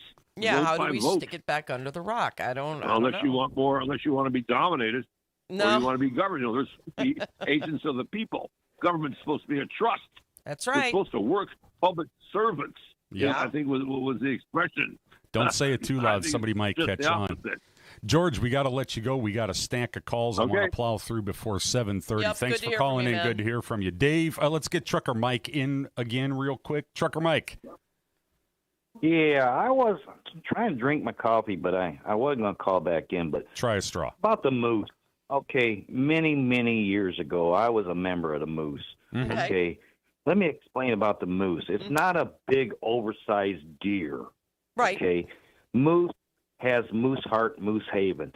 When a family, mother and father, would have or been in an accident, was lost their lives, moose keeps that family together, the children. They do so much for families. Yes. Just like the North Township and all these trustees in Northwest Indiana and Haven House and all these places, they help people. They get money somehow, help from the government or from people grants, or something whatever, like that. Precisely. But you got to realize, okay, yeah, they're going to fix their roof. But do they really realize what Moose does for families? Well, for the community. That's the thing, because I remember. I think that Moose Haven is down in Florida somewhere. I forgot. I haven't kept up with the moose. Right. But I'll never say nothing bad about the moose because I was a member younger years when it was downtown Hammond, Indiana, where all the Baptist buildings are. You know. Yep. But you know, that's the thing. That kind of organization, people don't realize that if a mother and father was killed in a car accident, they had like 3 children, they got a school, they got a whole, like it's a Moose Haven. Mm-hmm. They keep those children together so they're not separated. Right. And, you know, that's why, you know, yeah, you might complain, but now, because of the data center complaint, but now the professor, when he was, that calls in the professor, when he was younger, I just wonder, when he was a younger professor, did they have data centers, and what did he think about data centers when he's a young professor? That's about all I want to say, because you got to look at what these places do and how they help people out. I needed help. Mm-hmm. That's why I'll never backlash any of these trustees' places or people that help people out. Right. Because simple reason, I never thought in my life I would never need it. Right. But I had a situation come up and it helped me. Mm-hmm. And people helped me. Other people from this station and everywhere else helped me. Right. Okay, we got to realize you badmouth these things, but someday you're going to need it. Mm-hmm. And then you got to think. That's why I'll never say nothing bad about that stuff, because so many people help so many people that might not do it. But you know what? When that need is there, your heart is going to be in the right spot at the right second. Yep. So I'm going to let the older professor talk about the younger years when he's a younger professor, mm-hmm. and talk about the data centers when he was very young. So everybody have a nice day, and I'm going to try to finish my cup of coffee. All right. Thank you, Mike. Thank you. Talk to you later. Dave from Miller. All right. Good morning, sir. Thanks for waiting. How we doing? Hey, homie. How's it going? I think we're there. Yep. Yeah, it's always good to hear Mike, and thank him for being so nice and kind and mentioning Moose and Haven House. And we get a lot of contributions through fundraisers from a lot of organizations throughout Northwest Indiana. Right. And the Moose was one of them. So yeah, so we have to definitely thank them. They do a lot of good. Yeah. Larry, earlier, were you fishing for Mayor McDermott suing Spiros Bautista? Were you fishing for that? Repeat that again, Dave. He's asking about, now, is there a new lawsuit, or are we talking about through the CBA? No, it's CDA. Okay. It's like, because you said, hey, has that ever happened locally? Can you remember any time that's ever happened? I immediately I was using the technique of the subtext was sarcasm. But however, at the so it was rhetorical. It's mostly. That's a big word for this early in the morning. But as I was reading, reading the article and looking at our AG's story and what's being reported, it's like, my God, what a petty action. I mean, he can't even be a man on his own. He has to have his office to back him up. Like you alluded to about the reflecting pool, maybe somebody snuck into Mr. Rokita's boathouse at his lake house and vandalized it. Yeah, it could be. I heard there was a 350-foot tear in the Sea-Doo engine, and it's got algae all over it. Yeah, I'm not sure. He better not. Maybe he needs to take it up with Herschel Walker and the jet skis down in the Bahamas. Right. Decide if he's a vampire or werewolf. Yeah. Dave, thanks so much for calling. I appreciate you. We have Charlie from Thailand. No, we got to blow through this here. Yep. Last one. Charlie, you're from Thailand. How is everything in Thailand? I'm not in Thailand, but oh, okay. I don't know what that's about. I don't know. Anyway, have you ever been to Thailand? No, but I guess these data centers are big in Virginia. Mm-hmm. Yes. And I didn't know this. And there was a news cast out interviewing the residents, and I watched this yesterday or the day before. Yeah. And they took you for a tour inside the people's houses that are basically right next to this thing. And they were literally covering windows with bed mattresses to try to muffle the noise. Yes. Okay. Yep. So, and I went by the site over in Hobart, and I didn't realize that that sucker was right on the corner of 61st and Colorado. And they might want to take some of that money and build an insane asylum in Hobart, because I think some people might be needing it. I feel terrible for them people. That is terrible. For having that low, consistent noise, I do know that does mess with you. I mean, it, you know, it does have those after effects for sure. Sure. As I was reading about sound barriers and so on, it would cost X amount extra, right, to contain that as properly as they can. Right. So how much more are they gonna? You know, it's. Is there a certain amount of, like, how big of a mile radius can you hear that? We could hear it from 1,000 feet away. Okay. Yeah. You heard it. From watching them people in Virginia, you could hear the thing easily from a half mile away. Easily. Wow. And that thing is on top of that neighborhood. I think that neighborhood's called Eagle Creek, I think. Yes. I think.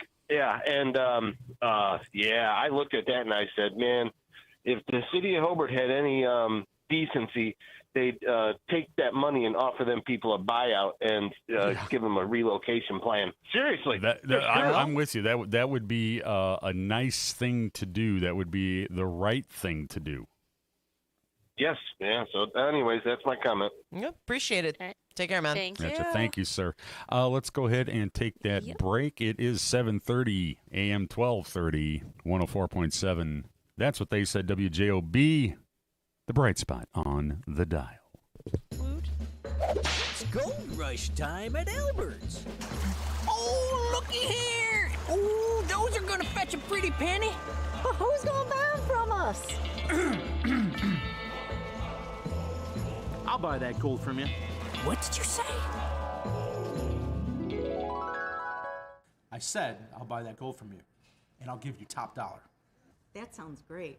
It's gold rush time. We will see you at Albert's. Life's biggest challenges don't come with a warning. When legal issues arise, whether it's a car accident, personal injury, criminal charge, or representing you before municipal boards, you need a trusted advocate on your side. At Westland & Bennett, we listen first because your story matters. We provide strategic, personalized legal solutions to protect your rights, your freedom, and your future. Peace of mind starts with a conversation. Call 219-440-7550 today for a free consultation. Fox Point's free summer Wednesday night concert series kicks off June 3rd with 16 candles. As June heats up, dance to Rico, Boy Band Night, and the Chicago Experience. Then join us for our first free Friday Night Lights concert featuring Fearless, a Taylor Swift tribute, and Beyond the Blonde on June 26th. Fox Point in Lansing, Illinois is just minutes from I-8094 and parking is free. Visit foxpoint.org for our full schedule. That's point with an E, foxpoint.org.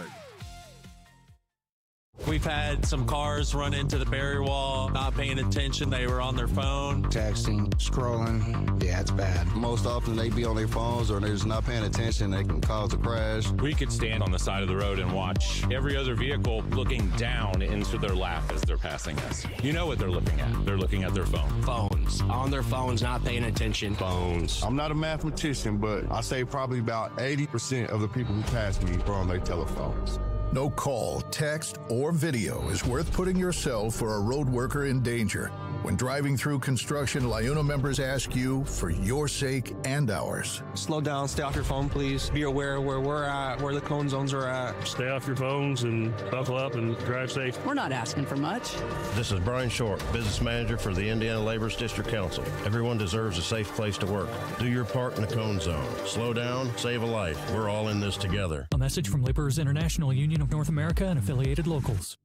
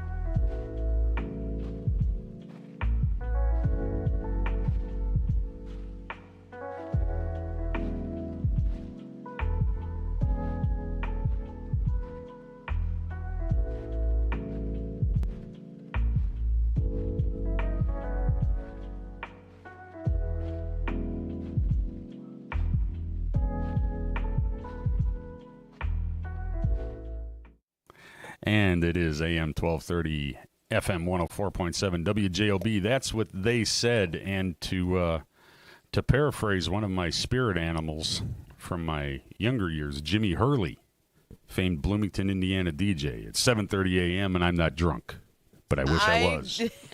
Anyway. 5 o'clock somewhere. You know, maybe, my age is showing, but being drunk at... Being drunk at 54 is not where it's at. No. And at not 56, where it's at when I was 47 either. Yeah. But I digress. But I'm just the idea of being drunk in the morning. Ugh.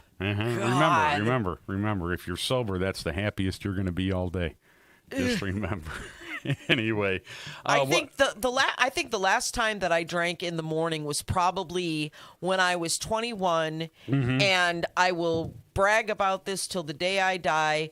The day that we saw the Replacements break up. Oh, nice. Yeah, I was there. There you go. I was there. And you were drinking that early. Well, so were the Replacements. Well, yes, but let's be honest. No, that was 4th of July concert. Right, Chicago, Taste of Chicago and stuff, and I remember. Yeah, right on. That was a good time, but. Anyway. When I worked the midnight shift at a chemical factory in Chicago Heights, 8 you get out 7:30, and of course you go put in another 8 at the bar, and it's all daylight, and they're serving eggs and stuff, and you're like, this is insane. We still have one caller, and that was Walt. Yes. Let's go ahead and bring Walt in, and then we're going to switch gears for the remainder of the show. Walt. Good morning. Yeah. Hi. I was reading Mother Jones magazine recently for the audience. It's a old line left-wing publication. And they had an item in there about employment in the newspaper business, and the fact that from 2000 to 2026 there was an 80% drop in the newspaper employment. Was that because of loss of readership or loss of advertising, maybe both? And also similar impact on the magazine business? It's been a perfect storm for the last, I've been doing this for 31 years now. Wow. And when I came in to the Post-Tribune, and I've been staff before, I was on the sports desk. When I came in, there were still about 300 or so employees. That was 1995. January of 95 is when I started there. There were still 300 employees. Now, the actual employment of the paper, the full-time people is, 2 editors and 3 news reporters and 1 sports reporter. Wow. And it has all been, it's been a combination of things. It's, you've got cable. I mean, if you're going to go that, 24-hour news cycle, you've got that. Then you get the internet, and nobody knew how to harness the internet back then. So then now we're going to do all internet. Now we're going to do all videos. And now we've got Google, who, has basically switched its... it's going to an AI model that decimates publishing even more, taking the measly little clicks that, you need 50,000 clicks to get $1 or whatever the heck it is. It's been a steady, and how people consume their news. That's why you see more publications going toward the, straight online model. I was reading something yesterday about, it's a niche publication, Valnet. They do Collider and Polygon and tech publications, and they're talking about, we're going to pay our freelancers. Yeah, we're going to pay you by the number of clicks you get. And if your story doesn't get any clicks, well, I guess it sucks to be you. Yeah, right. It's not a good story. Yeah. Walt, do you still get a daily paper delivered? No, I used to, but the delivery service was so erratic. Yep. And it just got to the point where, and then when I retired, I thought, why put up with this irritation? I can always go to the local library and not just one or two newspapers. I could read 4 or 5 or 6. Sure. And, read them all. So, and one thing I noticed once I started going to the library is that it was mostly old people reading the newspaper. It was very. I can't remember a younger person coming in to read the newspaper, or I've never seen a young person with a newspaper in their hand. Period. Mm-hmm. But it's just, to me, reading with something in your hand, I think that's a different experience than looking at it at a screen. I prefer the tactile. Yeah, I prefer a tactile experience when I'm reading book, magazine. Absolutely, and the tactile experience is better for retention. Go ahead. Yeah, I mean, I just to me, it's obvious that it's a higher quality experience to actually physically have the reading material in your hand. Mm-hmm. And but young people, they're walking on the sidewalk and they've got the screen in their face. I mean, oh yes. Don't you wonder somebody's going to put a gun to the back of your head and demand your stuff, or are you going to walk into the traffic or something? Mm-hmm. I mean, to me, it looks dangerous, but absolutely, don't make a TikTok that's another about story. Thanks a lot for the call, Walt. You have a lovely day, sir. Take care, man. Michelle. Yes. You're not married. Nope. You gonna be? Are you and Tucker? Yeah. Okay. Yeah, we will. Okay. You gonna go for the trad wife bit? Gonna go for the trad. Listen, man. If you're a listener of a certain age, you will recognize this. Probably is your bread and butter. Well, you will recognize this is the mother. You know, the homemaker, the mother homemaker, the one. Donna Reed. The Donna Reed, the Carol Brady. Yep. Etc. No. Carol had a maid. She had Alice. Alice ran the household. Well, what did Carol didn't work? I know. Carol sat there and looked pretty. Yeah. Okay, trad. Well, okay, so get a maid if you could afford it. Make her a trad maid. Right. Dress her up like Ann B. Davis. Right. I don't know. At any rate, when I first heard trad wife, I immediately went back to it's like, oh, okay, so the mother stays at home. It's and I didn't think much about that term and what this subculture is. Oh, it's a thing now. It is an absolute thing. I'm not going to say I'm a man. I will say I'm a man. Yeah. I'm not going to say otherwise. However, I look at this and it's cringy. And for me as a your average middle-aged white American male, right, looking at this going, holy Jesus, what are these people on? And there's some that go more extreme than others. It's like a Real Housewives type thing. It is what it looks like to me. Like it's not Real Housewives. But I mean, like like it is being put on as reality.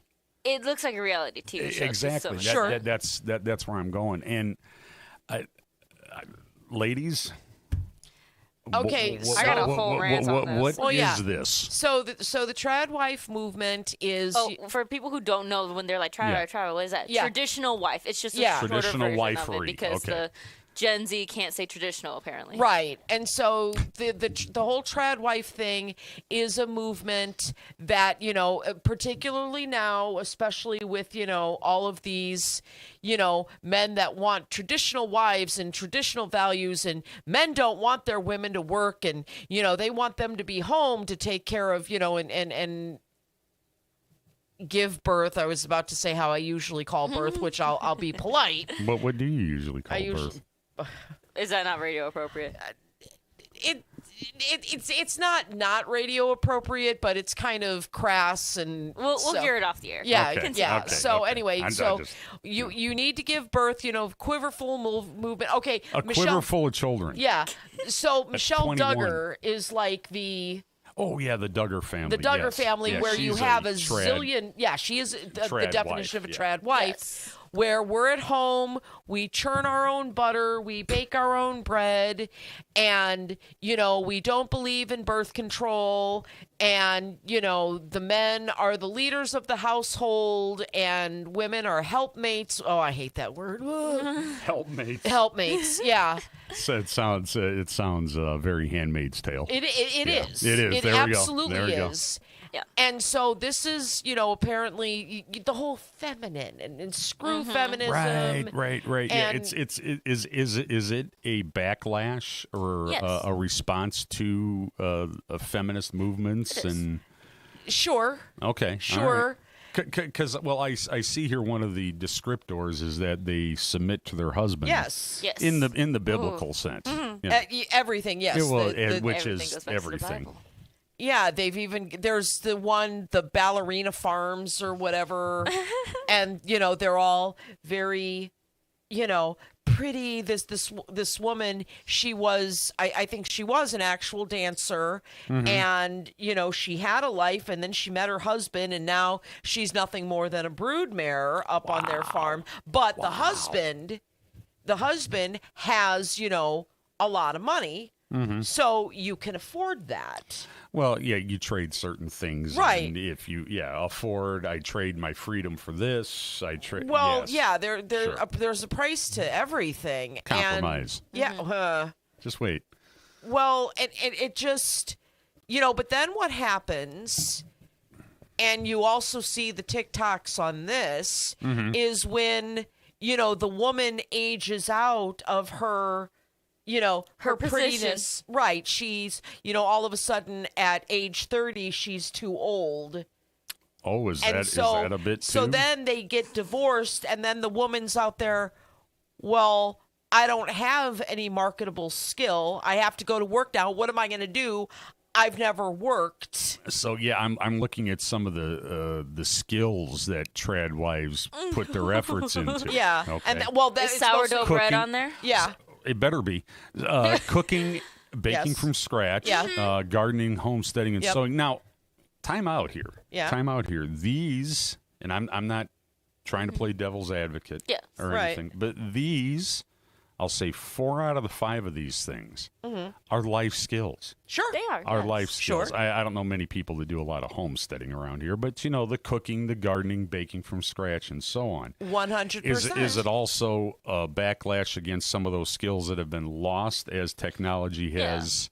Is that folded into? Is that part of the reasoning? Because I'm sure the folks that practice this have a lot of reasons why they do it. So how I look at it, now mind you, we're not trying to say that being a traditional wife is a bad thing. No, It is that's not. yeah. If you are able to do that, if your husband or your partner, if you are not married, but if you're not married, oh my gosh, what will the church say? But that's besides the point. Right. Yeah. If the man is able to make enough money to support you Yeah. and the litter of kids that you will have, that is amazing. You go do that. You all power to you. I mean, Take I care have of a the former household. coworker whose husband, at their first pregnancy, which was recent, last year, a year and a half, he made it so that she could be a stay-at-home mom. Yeah, He and got a promotion, that worked is one for a of- promotion and so on. But Yeah. there is no trad wife. No, you know. that is one of the most amazing that's probably one of the most amazing and important jobs that you can have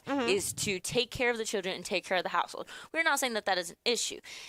What comes into the issue with the trad wives is that they are going to a lot of these conferences that are put on by Erica Kirk and So other like a other Turning Point influencers. USA. Oh, yeah, Yes. they're trying to But out. Yep. Yeah. It's trying to outdo Turning Point USA, but for women. Now they go to these conferences, and a lot of different influencers too. I believe one of the more popular ones, her name is Savannah Stone. She's 21 years old, and they go to these conferences, and they are pushing that women revoke their right to vote. Yep. And Yep, we're not that supposed to vote. Oh, yeah. it is yeah. single voting in the household, that your husband is to represent you. If you married if they're like, you married a good man and he's going to represent you well.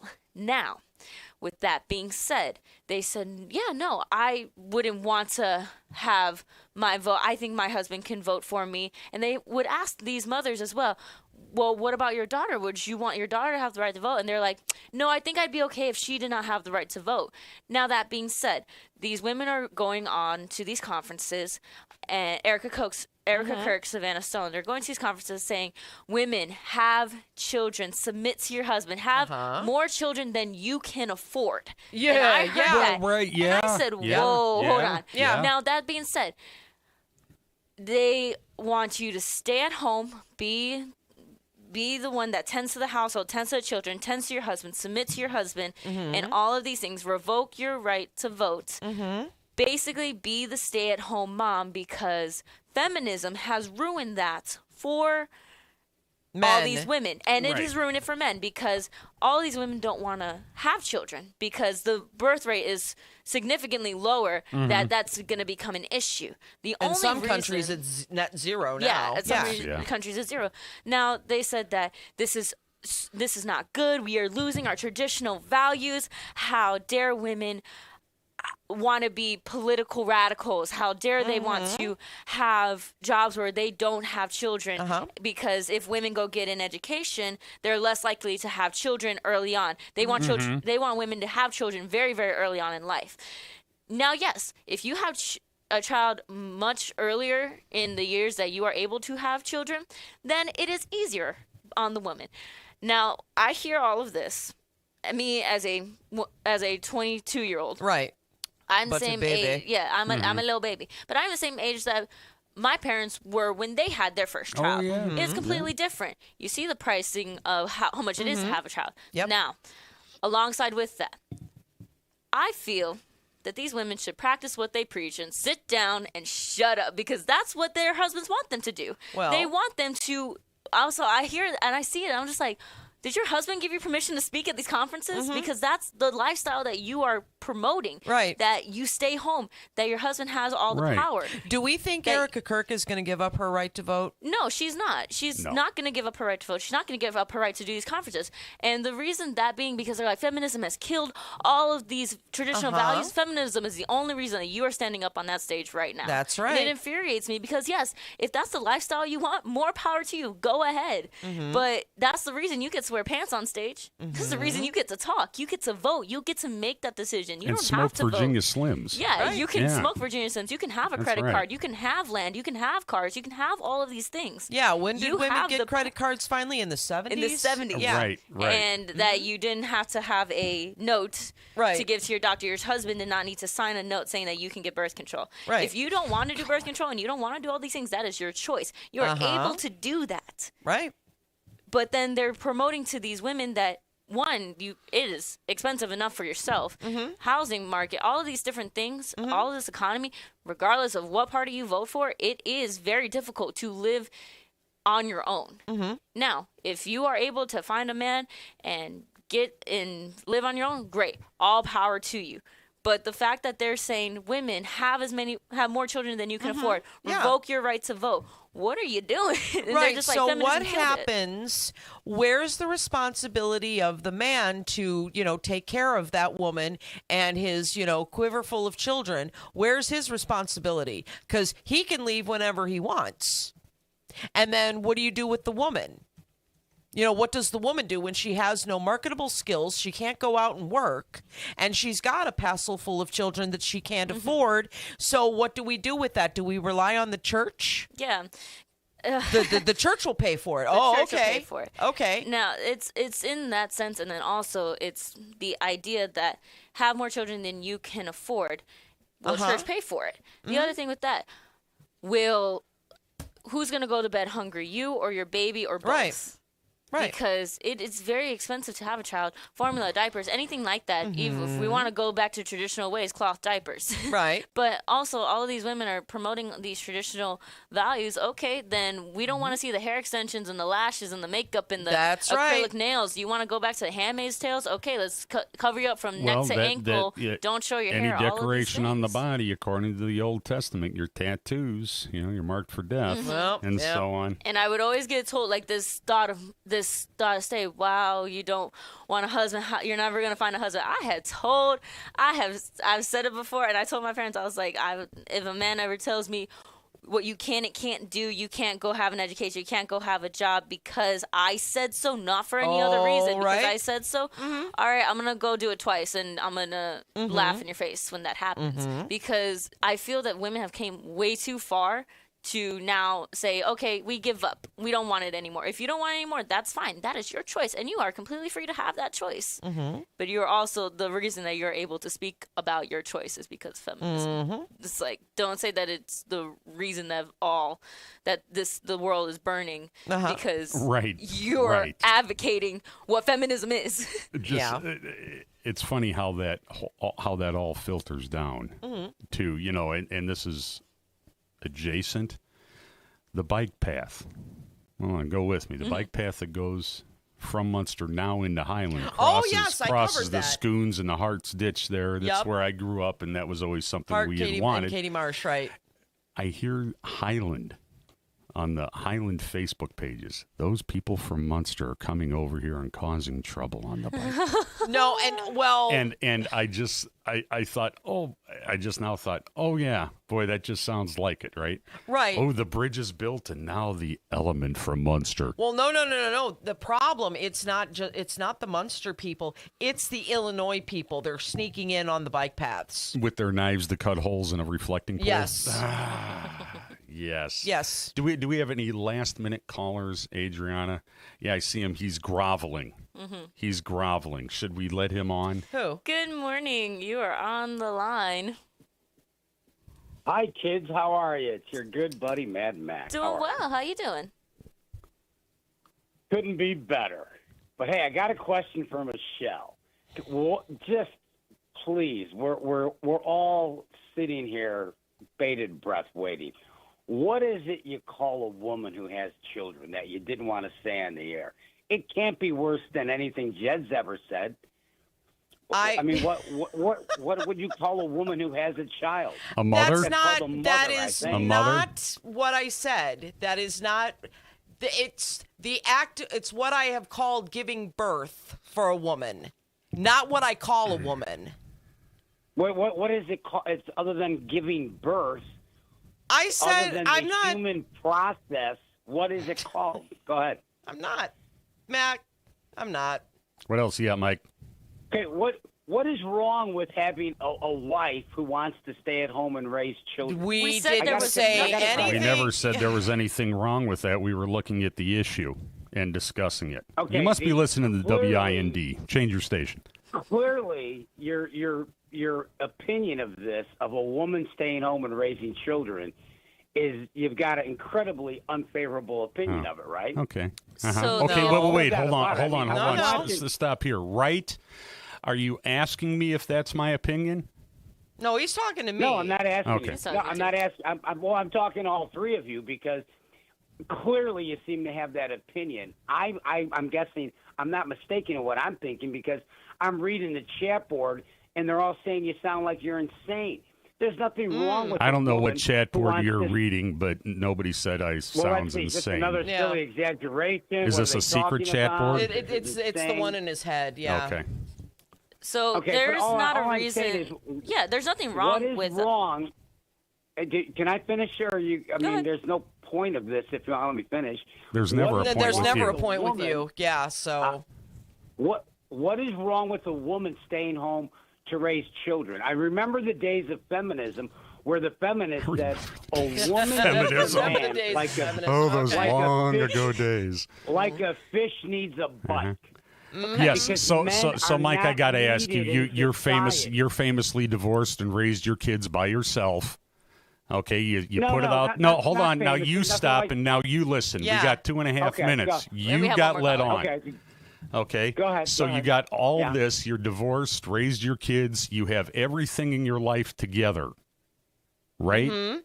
So far, so good. No. Hang up on this clown. All right, so now I'm going to answer his question. So far, so good.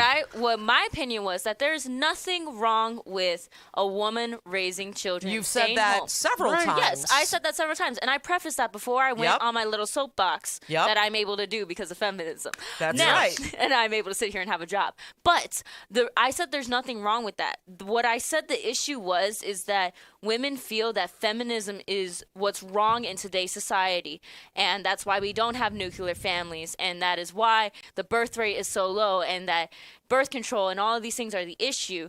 But the only reason that you are able to voice your opinion on this is because of feminism. That's right. And also the nuclear family that a lot of people, especially a lot of conservatives, are boasting that this is what we need, this is what America's lacking. But they don't want to pay for it. Well, yeah, they don't want to pay for it. But then also, the reason why they keep boasting about nuclear family, the underlying thing is a nuclear family is the easiest to control. Husband goes to job. Husband can't leave job because if he leaves job, there's no money. Wife can't or leave. insurance. There's no money. There's no insurance. Wife can't leave home because who's going to take care of the children? Nobody. She can't go to work. She has to stay there. They are easily controlled. Now, that has happened for so long throughout such long of history.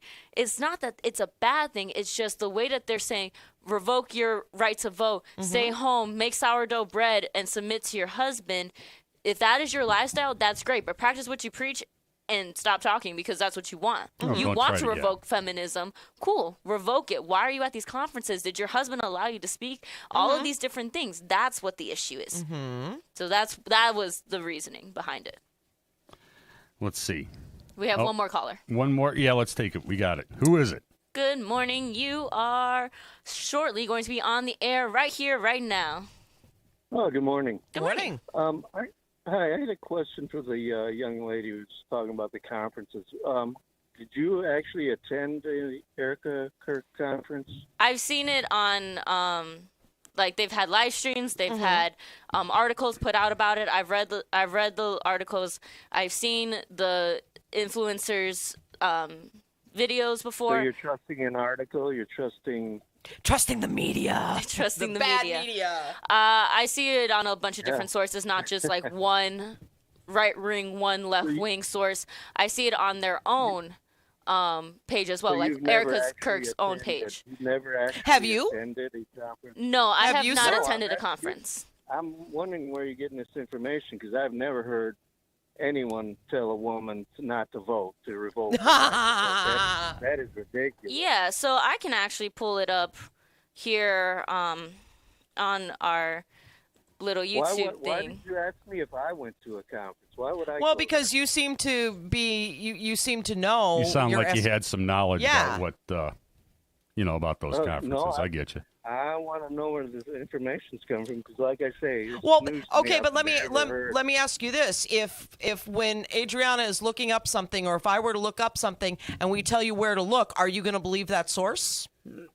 Or are you at least going to look that source up? Yeah, exactly. It depends on what the source is. So I don't.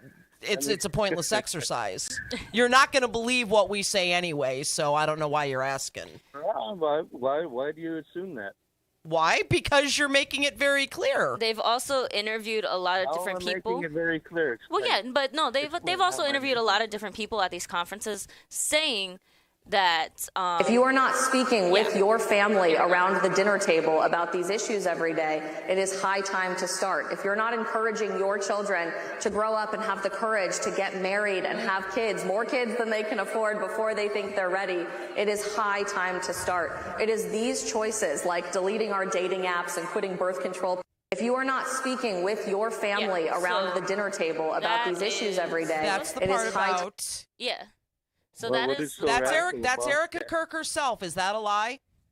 What is so radical about what she just said? If shouldn't parents talk to their kids at the dinner table? Well, are we that far out of touch? Okay, hold on, man. It's not talking with your kids, and we are really up against the clock here. So let's keep. And thank you for calling. Thank you so much. All right, thank you. I think the operative phrase here was not "you should talk to your kids." It's interesting what you should have more kids than you can afford. Right. And do it when you're ready.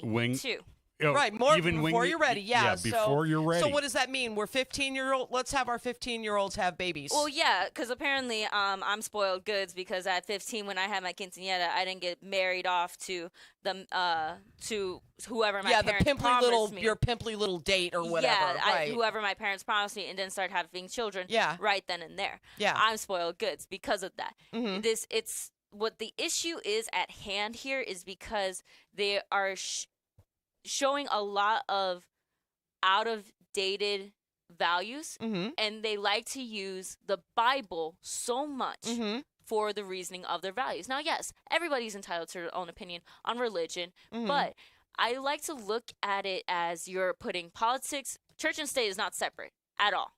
Not anymore. Not anymore. It's not as much as it used to be. Now, there are times where, yes, throughout history, whether we have Democratic or Republican-based government and so on.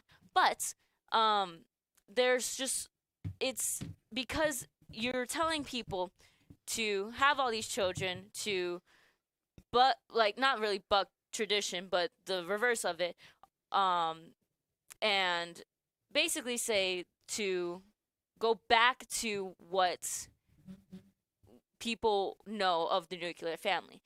Now, talking to your children, that's not the issue, but telling your teenage daughter, go get pregnant, have children right away.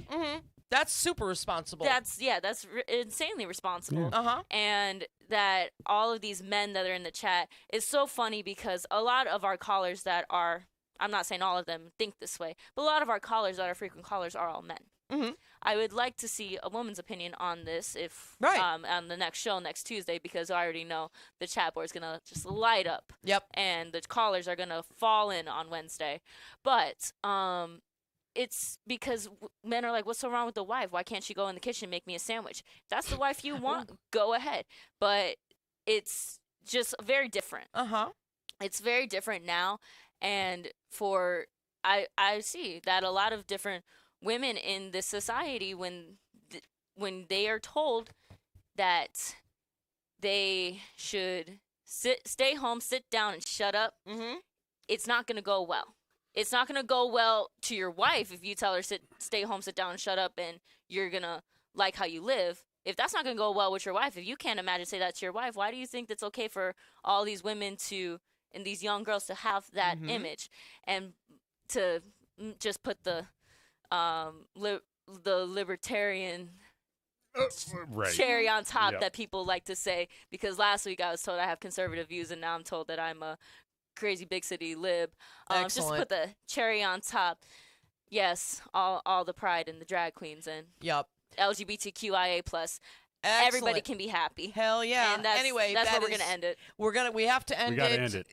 It's been real. And it's all been real fun. Sure. Yeah. Yes. Absolutely. Even the one idiot caller. Yep. Even the one idiot caller. So, all right, we'll see you guys next Tuesday, See you everyone. next Tuesday. Yep. Be safe. Have a good We're one. out. Crazy Kaplan's Fireworks. Hi, I'm Greg Kaplan. Most of you know me as Crazy Kaplan. I started in the basement of my house with the vision of someday running my own fireworks business. Crazy Kaplan's Fireworks prides itself on taking care of you, the customer. Our largest fireworks store is located at Exit 5, Klein, and 8094 in Hammond. These showrooms right